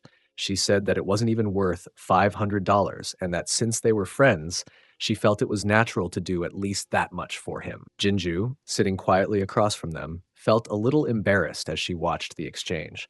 Compared to Boyun's extravagant present, her own modest phone case suddenly felt small and simple. Noticing the mood, Junwoo quickly tried to lighten the atmosphere. He joked that since he had now received 2 gifts, rounds 2 and 3 of their celebration would be on him. He stood up and suggested that they should all go out and have some fun. Boyun immediately agreed with a laugh, saying that they should go eat something delicious to celebrate. The 3 of them soon left the cafeteria and headed to a nearby karaoke room. Once inside, Junwoo picked up the microphone and began to sing enthusiastically, occasionally glancing at Jinju as he performed. Boyun noticed his attention drifting toward Jinju and felt a twinge of jealousy. She reached out and lightly grabbed Junwoo's hand, smiling as she said that they should sing a song together. Junwoo smiled and agreed without hesitation, and the 2 of them began singing a duet, their voices filling the small room. Jinju sat quietly on the couch, watching the 2 of them sing, her expression calm but distant. When their song ended, Junwoo turned to Jinju and encouraged her to sing one too. Jinju shook her head and said that she wasn't good at singing. He grinned and told her that it was his birthday,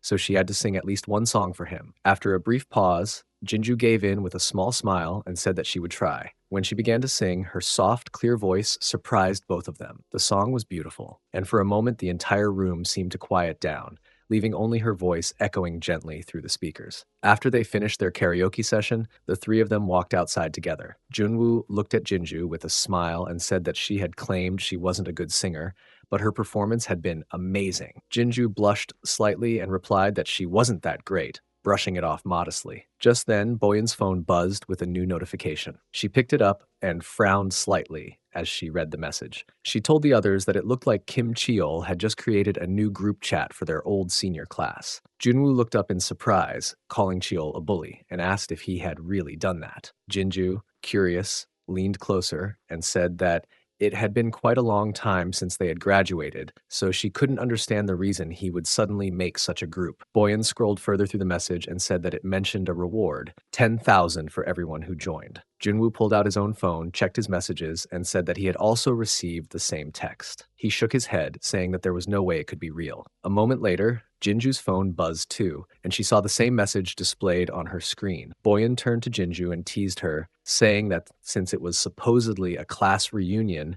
on a deserted island, there was no way she would have any interest in going. She reminded Jinju that she wasn't even taking any part-time jobs because she wanted to stay focused on her studies. Jinju looked up from her phone and said firmly that everyone was making too big a deal over a random text message when they should be focusing on more important things in their lives. She added that it was pathetic how easily people got distracted by such things. As she stared at her phone screen again, Jinju said quietly that there was nothing free in this world. Even if the entire class decided to accept the offer, she intended to show them that it was just another scam. Junwoo nodded and said that sounded like a good idea. Boyan hesitated, then admitted honestly that she was a little curious herself. She laughed lightly afterwards, saying goodbye to the two of them before leaving. He wished both of them a great evening, thanking them warmly for spending the day with him. Jinju smiled back, telling him that they would definitely have to see each other again soon. With that, the three of them parted ways, heading off in different directions as the late evening air settled around them. As Jinju made her way home, the brightness she had shown earlier gradually faded. The streets were quiet, lit by a few scattered lamps, and her steps grew slower the closer she got to her house. By the time she reached home, her face was marked by a faint look of exhaustion and frustration. She opened the door softly, not wanting to disturb her mother. Jinju walked past the narrow hallway and peeked into her mother's room. Her mother was lying on the bed, looking frail but awake, resting her head slightly against the pillow. When she saw Jinju standing at the door, she gave a weak smile and asked in a tired voice if her daughter had just returned home. Jinju stepped inside, forcing a small smile to comfort her mother, though her eyes reflected deep concern. She gently asked whether her mother had taken all of her medicine for the day. Her mother nodded and reassured her that she had. Then, trying to change the topic, she mentioned that she had been thinking about Jinju's plan to study abroad. She explained that she had looked up how much they could borrow from the bank and said that their only option would be to use their old villa as collateral, estimating that it might be worth around $5,000. She spoke hesitantly, as if both hopeful and anxious about the idea. Hearing that, Jinju's expression changed immediately. Her voice, though calm, carried a hint of frustration as she asked her mother whether she really intended to give up their old villa to the bank. She reminded her mother that she was ranked number 1 in her department for nothing, and that the cost of studying abroad would be fully covered by the university. She told her mother firmly that she didn't need to worry about money or loans because everything would be handled through her scholarship. Her mother looked up at her in surprise, as though she couldn't believe it. Then, relief washed over her face, and she said softly that it was such a comfort to know. She admitted that she had been feeling guilty for being sick, saying that her daughter had made it all the way to college, yet she couldn't help or contribute in any way. Her voice trembled with a mixture of pride and sadness. Jinju moved closer to her and spoke in a gentle but firm tone, telling her not to say things like that. She reminded her mother that it wasn't her fault for being sick. No one chooses such things. She told her that the thing mattered most was her recovery and asked her to focus entirely on getting better. Her mother looked at her tired eyes softening, and nodded. She whispered a quiet thank you to her daughter, saying that she was lucky to have such a thoughtful and responsible child. Jinju, hearing that, felt her chest tighten with emotion, but didn't let it show. Instead, she gently told her mother to get some rest, saying that she had to go out for a little while. Her mother, surprised, asked where she was going so late at night. Jinju picked up her bag and answered calmly that she was heading to a study cafe nearby, saying she planned to stay there until midnight to prepare for her next round of assignments. She told her mother not to worry and to try to sleep early. Jinju left her room and slowly made her way downstairs, her mind swirling with thoughts about the conversation she had had earlier with the school administration lady. As she moved through the house, she recalled the details the lady had shared about her scholarship. The scholarship would cover her tuition fees, she remembered, but when it came to living expenses and lodging, that responsibility would fall entirely on her. Jinju had asked the administration lady for a clearer picture, wondering just how much she would need to prepare if she planned to stay for 2 full years. The lady had explained patiently that the costs could vary depending on which part of America she ended up in, and that she would need to consider not only her day-to-day expenses but also accommodation and other essentials. On top of that, She would also have to account for a round-trip flight to and from her home country. In total, she was told she should prepare between $20,000 and $30,000 up front, and the entire 2-year period could cost close to $100,000. Hearing that figure made Jinju feel completely stunned. Meanwhile, in a completely different place, Han Tae-sung was sitting alone in his room, absorbed in his own thoughts, and perhaps trying to distract himself from the quiet solitude around him. Suddenly, there was a sharp knock at his door that broke the stillness, making him jump slightly. He frowned and wondered aloud who could be visiting at this time. Curious and cautious, he got up and looked outside, only to see Sua standing there on the doorstep. His expression softened slightly as he opened the door and asked if Kakin had sent her there. Sua nodded, confirming that she had indeed come at Ahin's request. Taesung, still slightly hesitant, suggested that she go back, preparing to close the door. But before he could, Sua reached out and held the door, her eyes looking imploringly at him. She asked him to wait, speaking in a soft voice filled with emotion. She confessed that she had been wanting to see him for a long time, but had never dared to do so until now. Then, with a slight tremble in her voice, she asked if she could come inside for just a little while. Taesung noticed that her eyes seemed watery, and she appeared as if she might start crying at any moment. Understanding her feelings, he quietly opened the door wider and gestured for her to come in. As Sua stepped inside, she glanced around his room and remarked gently that it had been quite a while since they had last met, but his room still looked clean and well kept, just as she remembered. Her gaze then fell on a collection of photographs placed neatly together on the table. Seeing those familiar pictures, she felt a rush of emotions she had been holding back, and tears threatened to spill over. Taesung, noticing her reaction, spoke calmly, saying that it was enough that they had finally seen each other again after so long, and that she could leave whenever she wanted. However, Sua shook her head slightly and spoke with a quiet intensity, admitting that ever since the day she had done that to him and left abruptly, she had felt terrible guilt and regret continuously. He told her that she should not be with someone like him, that she deserved to be with a man from a better family, with a stronger education, and someone who was more successful than he was. Hearing that, she gently grabbed his hand and kissed him, telling him not to say things he didn't mean. She added that she knew he had never truly been able to forget about her. He looked at her silently, and then, overwhelmed by emotion, both of them began to cry together in that moment. Meanwhile, on the other side of town, Lee Gi-won wandered along the crowded streets, his eyes taking in the people around him as he walked. Lee Gi-won, a graduate of Class 5, worked part-time at a convenience store. As he moved through the bustling crowd, he found himself thinking that he had never been inside establishments frequented by adults, and that there was no real reason for him to suddenly find himself entering one of those kiss rooms. Nevertheless, he stepped inside, his mind racing. He recalled that a few weeks ago, while searching for some red material, he had stumbled across something shocking in the community of that establishment. He remembered seeing a girl on the screen and immediately recognizing her. No matter how much her face might have changed, he was certain he would recognize her by the shape of her fingers and the moles on her forearm. He was positive it was her, the same girl who had sat next to him for months back in their senior year, the one who had instantly rejected his confession. He recalled seeing her arm thousands of times over the course of that month and was convinced of her identity. Though he had been rejected back then, he resolved that he would, at the very least, kiss the girl he had once liked. As he hesitated, the man running the establishment spoke to him, explaining that Jisoo was an ordinary person with no prior experience whatsoever. He emphasized that only kissing was allowed, and any other requests would result in immediate ejection without any refund. Lee Gi-won acknowledged the rules, saying that he understood completely. The man then turned away, wishing him a good time. Left alone in the empty room, Lee Gi-won stood quietly, his heart pounding as he thought to himself that if it was truly the girl who had once sat next to him in class, then he ready. With a deep breath, he steeled himself and said internally that he was coming in,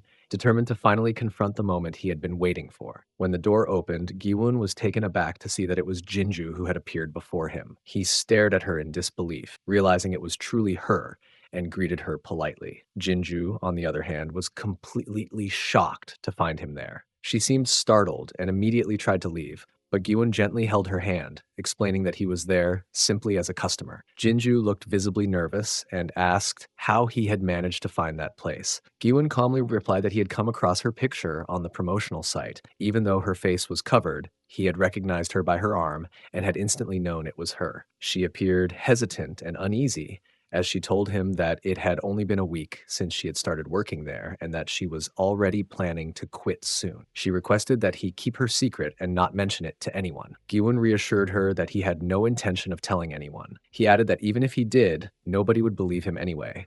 And since he was already there, he expected the same service any other customer would receive. The two of them then sat down on the sofa. Jinju was trembling slightly, feeling embarrassed, and asked him to close his eyes. He nodded in agreement. Moments later, they kissed. As it happened, Giwon's thoughts wandered. He remembered how Jinju, aside from the class president, had always been among the best students, proud and disciplined. She had once rejected his confession without hesitation, and now he could hardly believe he was sharing such a moment of closeness with her. He tried to touch her, when this following what he recalled as the service's written guidelines, which allowed mild physical familiarity. He assured her that he was only following the stated terms. Inside, he was overwhelmed, realizing that what was happening was not a dream but real. Reading from the review descriptions earlier, he had assumed such gestures were acceptable, and he believed that perhaps Jinju might develop some warmth toward him. However, when he tried to express that thought through another considerate gesture, Jinju stopped him firmly. He sensed her discomfort and told her that he only wanted to make her feel more at ease. She then pushed him away, and when he asked if something was wrong, explaining that he thought she had liked it,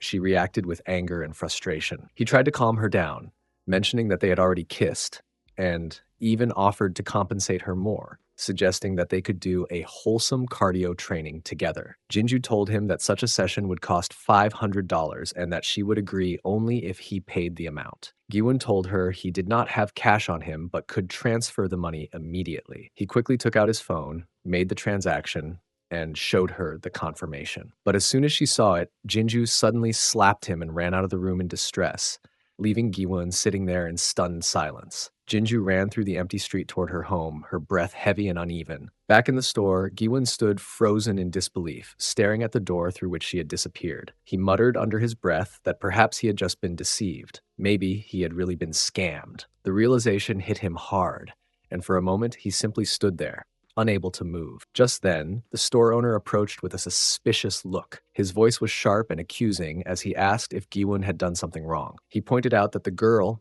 Jinju, whom he mistakenly called Jisoo, had left crying and running away. The man demanded to know if Giwon had done something to upset her. Trying to defend himself, Giwon raised his hand slightly and explained hurriedly that there had been a misunderstanding. He said he hadn't done anything wrong, that he was the one who had been scammed. But the store owner didn't want to listen. His face twisted with anger, and he lashed out, hitting Giwon across the face before shoving him toward the door. He stood on the street for a while, his face aching and his pride crushed. He clenched his fists, thinking bitterly that he would get back at Jinju for her actions. He promised himself that this wasn't over. As he walked aimlessly down the road, his phone suddenly buzzed with a notification. When he unlocked it, he was surprised to see the class group chat lighting up on his screen. It was a message about something called the class reunion game. There was a mention of a $10,000 reward. Giwon's surprise grew as he scrolled through the messages. He thought to himself that Jinju was probably among those participants too. If she were, then she wouldn't have to return the money he had sent her. Still, the idea of seeing her again stirred something inside him, a mix of anger and curiosity. Without hesitating further, he pressed the start button on the screen. As he did, a faint smile crossed his face, and he thought to himself that perhaps this time he would have his chance to face her again, maybe even to complete that unfinished cardio training. Meanwhile, on the other side of town, Jia was eagerly talking to her two close friends. She told them that if they all pressed the start button, they could receive the money together. She begged sincerely, almost like someone clinging to hope. Chaeyoon looked at her for a moment, sighed softly, and said that she would do it only because Jia was asking. She didn't seem particularly interested, but decided to support her friend. Standing beside them, Sojung nodded in agreement as well, saying she would also join, not because of the game, but because of Jia's persistence. At another place, Park Ho-shik was sitting in front of his computer, the glow from the screen reflecting on his thoughtful face. He couldn't shake the feeling that something strange was going on. He thought there had to be someone controlling everything behind the curtain, a person pulling the strings. Wang Woodham was also staring at his phone, scrolling through the group chat. He smiled faintly and thought that Yesu, with her kind and considerate personality, would definitely join this strange event. Nearby, Choi Sun-ho and Do-yeon were already preparing to join as well, while Park Hannah, after a moment of hesitation, finally decided to start the game too. Gradually, one after another, all the classmates joined.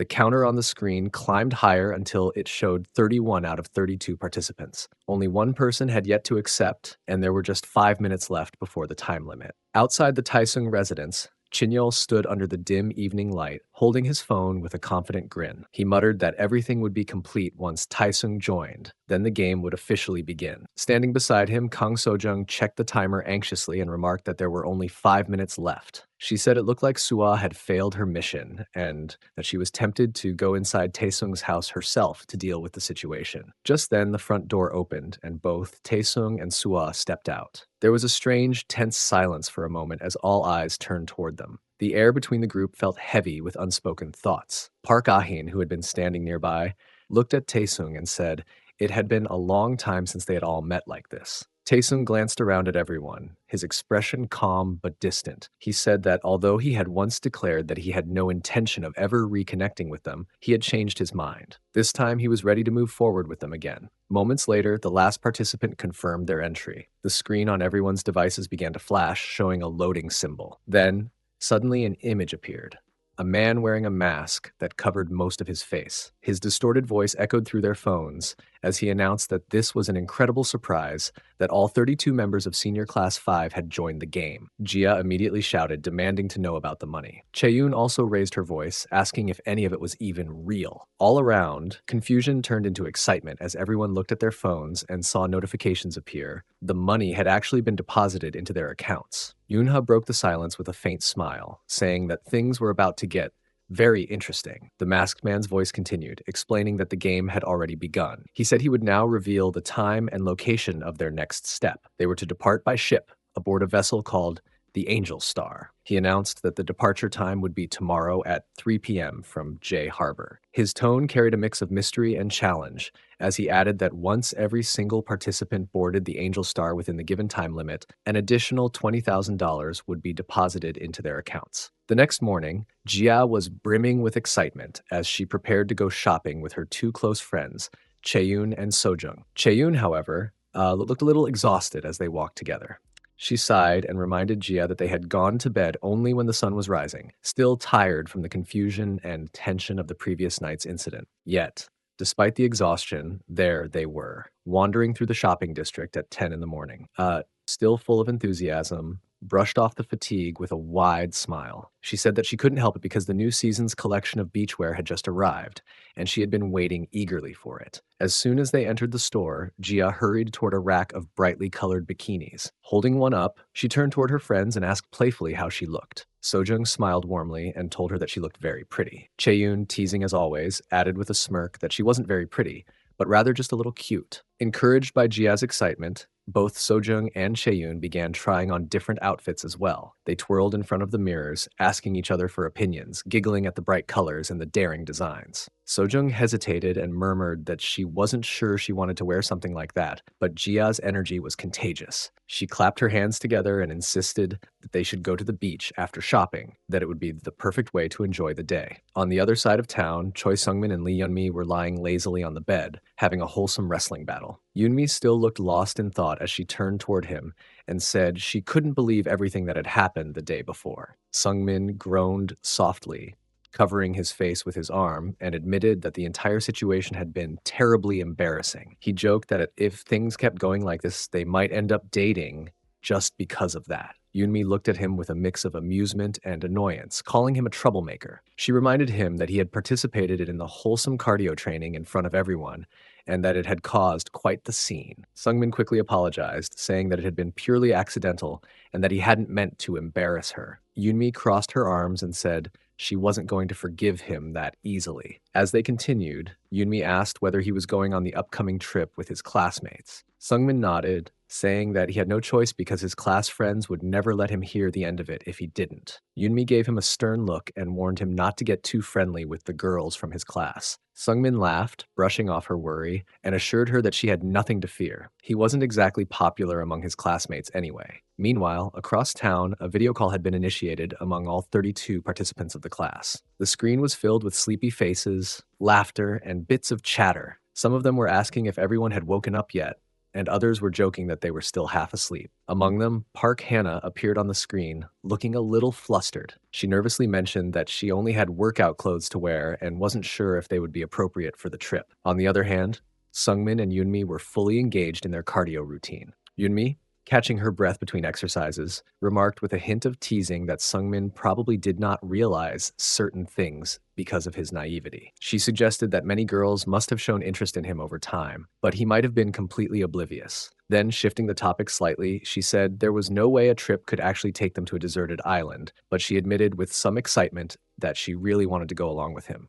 Sungmin, trying to respond calmly despite feeling slightly flustered, apologized, and confessed that he didn't know the exact fees for the trip either. However, he added with a small measure of certainty that only students from their class were allowed to participate. Meanwhile, the strange man standing behind the mask observed the situation silently for a moment before speaking. He remarked that the words Yoonmi had spoken were dangerous, warning that expressing a desire to join the class reunion could lead to unforeseen complications. He noted that Hagum High School's senior Class 5 reunion might indeed be fun and filled with exciting experiences, but he emphasized that it could also turn into a highly dangerous ordeal for everyone involved. The next day, when the scheduled date finally arrived, all of the participants had gathered by the ocean. They looked around, impressed by the vast expanse of water, and commented on how the ocean looked stunning. The fresh, salty smell of the sea filled the air, and everyone seemed to feel energized by the environment. As they began meeting each other, Jung Hoyun approached Jia,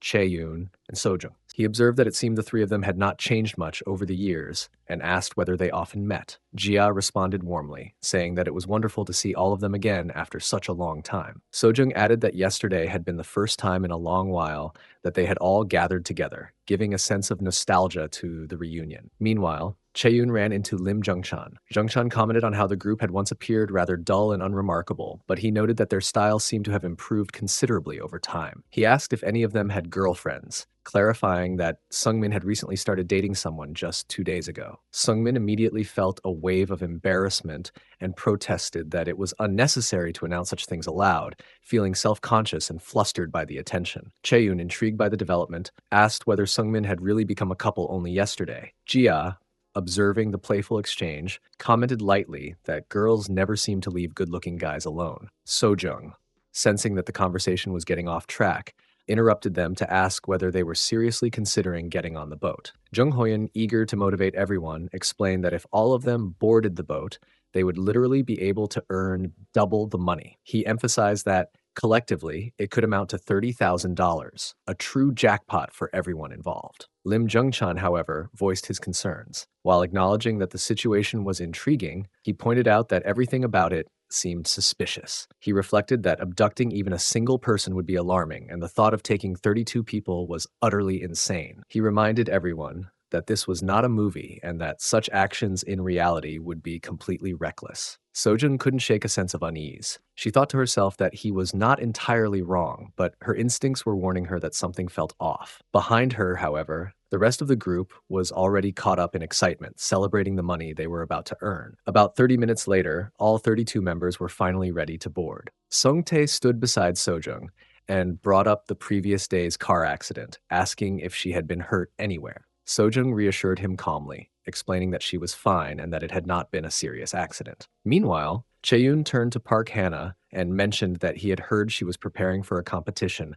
asking if it was really as difficult as people said. Hannah acknowledged that it was challenging, but she insisted that she was determined to push through it. Jia, standing behind them, chimed in curiously, asking the reason the competition seemed easy for Hannah compared to others. Elsewhere, someone asked Nam Sangbin about the news that he had been selected as a candidate for the national team and whether they might be able to see him on TV during the Olympics. Sangbin responded humbly, expressing his hope that it would indeed work out that way. Nam Sangbin, a senior from Class 5H specializing in physical education, was training with the Taekwondo national team and had been recognized as a promising candidate. Doyeon commented that Sangbin had become even cooler since graduating. Hannah, noticing his well-built physique, asked if the national team training had been exceptionally grueling, noting how sculpted his body looked. Jia, observing the group, remarked that Choi Sun-ho had become much more handsome since graduation and even seemed a little taller than he had been during senior year. Sun-ho,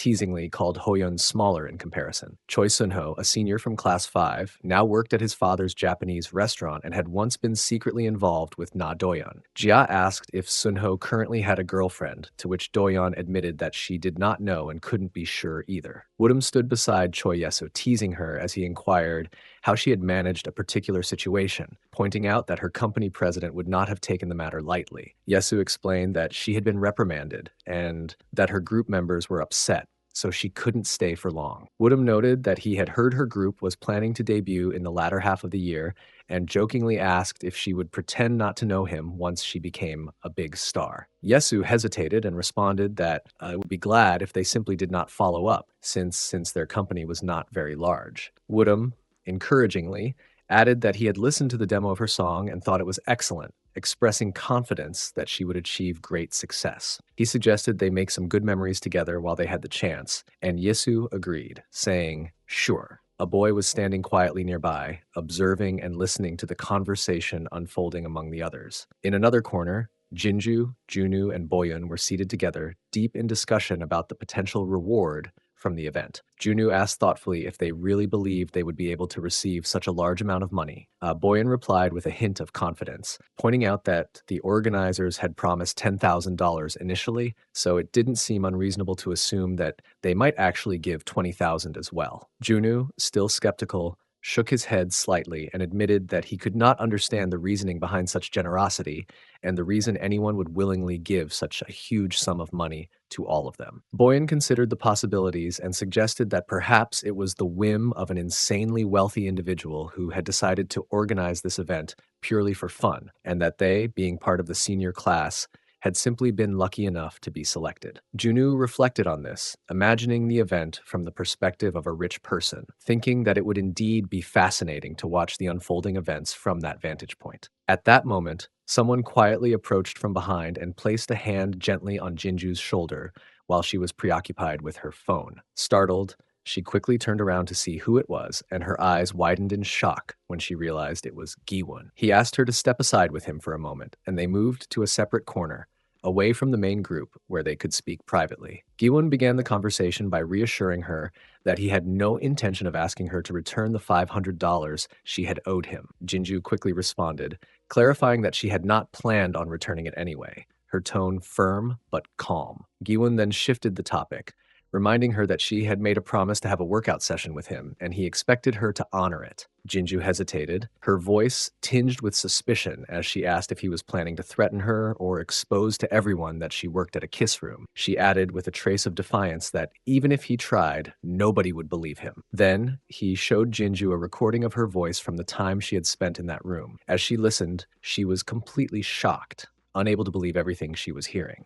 Explained that he had recorded everything from the moment he entered the room until the moment she had run out, and warned her to prepare herself mentally for the workout session he intended to use it for during the class reunion. After delivering this chilling statement, he left, leaving Jinju sitting there, frozen in shock and disbelief, trying to process everything that had just happened. Meanwhile, a couple also arrived, greeting everyone warmly. The girl introduced herself as Hee Young-eun, a graduate of Class 5, currently attending a cram school in Noryangjin, and in a relationship with Kim Byung-woo, who was also a Class 5 graduate attending the same cram school. Hannah noticed them and approached Young-eun, saying it had been a long time since they had last met. Boyun, curious, asked whether the two were really a couple, to which Young-eun confirmed that they were. Boyun commented that Young-eun seemed far too good for him. Other people around them began chiming in with their own opinions. Some wondered the reason Young-eun was dating Byung-woo, while others noted that they attended the same cram school and had grown close during difficult times. A few speculated that they would likely break up once she entered college, insisting that such a relationship was fragile. Hearing these comments, Byung-woo felt frustrated and upset, unable to hide his irritation at the speculations about their relationship. Suddenly, a car arrived from behind,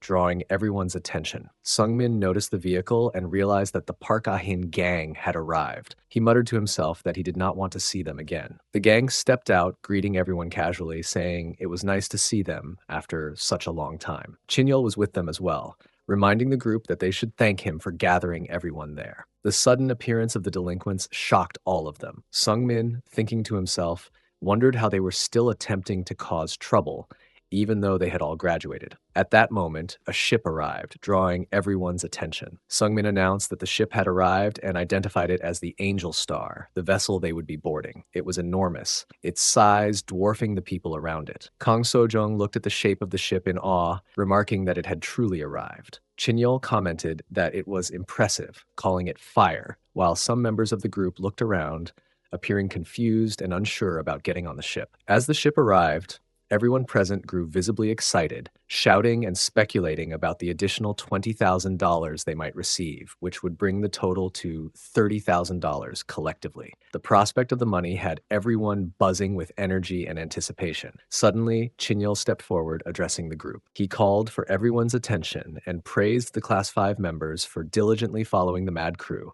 noting that their efforts had earned them a large sum of money and a free vacation to the deserted island. He emphasized that these results were a direct consequence of their hard work and cooperation. The crowd began whispering among themselves. Some remarked that Chinyol was trying to take credit because he had created the group chat, while others quietly agreed that he was not entirely wrong. Without the group chat, it would have been much harder to get everyone to participate, especially considering that they had all already graduated and the seniors were still attempting to act like bullies. Suddenly, Shin Chang-sub, frustrated by the situation, kicked a large stone in anger, signaling his irritation. He warned them not to underestimate the graduates, even though they were no longer in school. Chinyol stepped in, trying to calm him down, urging everyone to relax and enjoy the vacation. He reminded them to follow the instructions, to think of it as an opportunity for the alumni to reconnect, and assured them that the Mad Crew had organized the event to treat everyone well. Some of the group members were visibly intimidated by the display of authority. At that moment, the man who had been seen behind the screen earlier appeared in front of the group. He introduced himself, saying it was a pleasure to meet the seniors of Class 5. The man wore a strange mask that concealed his identity, and he was accompanied by several subordinates on the boat. He explained that he would be the host of their class reunion and introduced himself simply as Q. People began whispering to each other, wondering if this masked man was the same person who had appeared in the video. They also questioned the roles of the other masked individuals, speculating whether they were staff members assisting with the reunion. The masked leader, Q, reiterated his earlier instructions, stating that the entire class needed to arrive by 3 p.m., with no one missing to board the Angel Star. Only then would everyone receive the promised money and the boat would depart. He urged the group to board the ship in an orderly manner to facilitate departure. The students immediately began checking among themselves to ensure everyone was present, whispering anxiously. Many reassured each other that they would receive the extra $20,000 and that surely no one would be foolish enough to miss the reunion. However, Q's voice cut through the murmurs once more, announcing that the current time was 2:50 p.m. and that out of the 32 members of Class 5, one person was still missing, leaving only 31 present. A wave of concern swept through the group as they began wondering about the absent person. Sojung, in particular, quietly hoped that the missing person might not arrive within the next 10 minutes, thinking that they could leave quietly if that happened. Meanwhile, Chinyol grew visibly frustrated, revealing that the missing person was Park Hoshik, lamenting that he was acting irresponsibly even after graduation. Kang Sojung repeatedly called his phone, hoping he would pick up. The masked man, Q, then reminded everyone that only 3 minutes remained before the deadline. Han Sojung stood there anxiously, silently hoping that the missing person had not yet arrived. Suddenly, everyone's attention was drawn to a figure approaching from the pathway. It was Park Hoshik. The group immediately shouted his name in unison, relieved and surprised that he had finally shown up. Hoshik appeared nonchalant, carrying a piece of bread in one hand and munching on it as he remarked that he had never expected his class to be so well organized and welcoming. He greeted everyone casually, offering a friendly hi as he joined the group. Some of the classmates teased him for being late, asking if he had been held up buying bread at the convenience store. The masked man, Q, once again reminded everyone that only 1 minute remained before departure, prompting the classmates to hurry Hoshik onto the boat. After a short while, he finally stepped aboard, and the group collectively cheered, realizing that every member was now on board. Q addressed the group formally, announcing that with all of the senior Class 5 members present, the promised reward would now be delivered. Everyone eagerly checked their phones and was stunned to see that an additional $20,000 had been deposited. Gasps and excited exclamations filled the air as they realized the total reward had reached an incredible sum. Han Sojung, staring at her phone in disbelief, remarked that the $20,000 had just arrived and watched the reactions of everyone around her. She noticed how their excitement had completely overtaken their sense of reason, revealing that from the very beginning, the allure of money had driven their actions. With the reward confirmed, Q announced that the class reunion for the senior Class 5 members would officially begin. The group erupted into celebration, cheering loudly and exclaiming that it was party time. The ship had been completely transformed into a vibrant party venue. A DJ was stationed prominently, mixing a variety of tracks that made it feel like a high-end club on the open ocean. Everyone moved to the rhythm, some dancing enthusiastically while others watched with amusement, all clearly caught up in the excitement of the moment. Chinyol, standing with a bottle in his hand, raised it high and called out to everyone, encouraging them to drink and join in the revelry. His voice carried over the music, prompting a round of cheers and clinking of bottles. Lim Jungchun, scanning the crowd, caught sight of Sujung and couldn't help but think to himself that she had grown incredibly pretty. Meanwhile, Hoyun, seated beside Lim Jungchun, noticed a girl dancing next to Sangbin and leaned over to ask about her. Sangbin, moving energetically to the music with the girl, laughed and commented that she was pretty wild, clearly impressed by her dance moves. He tried teasingly to guess her identity, but the girl wore a cap that hid her face, keeping her mysterious. Suddenly, with a dramatic flourish, she removed the cap, revealing her full face to everyone around. Lim Jungchun's eyes widened in shock and disbelief. At first, he struggled to recognize her, thinking that no one from their class looked like that now. But then, as recognition dawned on him, he shouted in surprise, identifying her as Rina. The girl smiled warmly, confirming that it was indeed her. Her full name was Song Rina, a senior from Class 5 who was currently studying at K University. The group around them could hardly believe their eyes. Rina's transformation was astonishing, and she had grown so beautiful and poised that she looked like an entirely different person from the girl they had known in school. Shin Chang-sub, openly admiring her, remarked that she was incredibly pretty now. Park Hannah, curious and impressed, approached her and asked if she had undergone any procedures to enhance her eyes or nose, commenting that her appearance looked flawless. Several other girls in the group began asking questions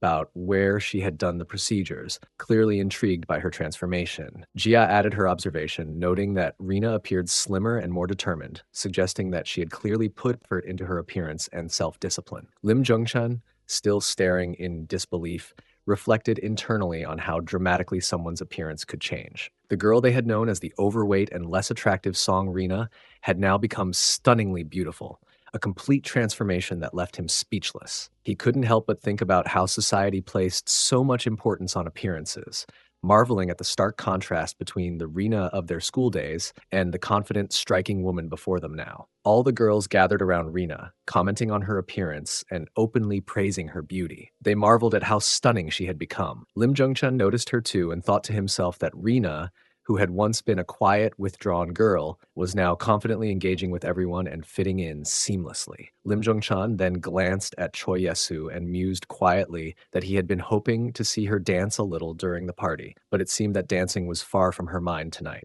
Sungmin, sitting beside him, added that Yesu spent so much time practicing dancing that it was unlikely she would spontaneously perform now, joking that perhaps she would only dance on TV in the future. Both of them laughed. Choi Yesu herself was standing beside Huang Woodham, looking out at the open sea. The gentle rocking of the ship and the fresh ocean breeze made her feel calm and relaxed. Woodham, sensing her contemplative mood, remarked that taking a moment to breathe in fresh air now and then was really refreshing. She agreed, but admitted with a hint of regret that something was missing. When he asked about it, she explained that everyone else seemed to be getting along perfectly, enjoying themselves, while she felt uncertain about joining in. Woodham gently took her hand in his, reassuring her that they could spend time together. He reminded her that as alumni in the entertainment industry, they had a shared understanding, and he believed they could become friends who truly understood one another.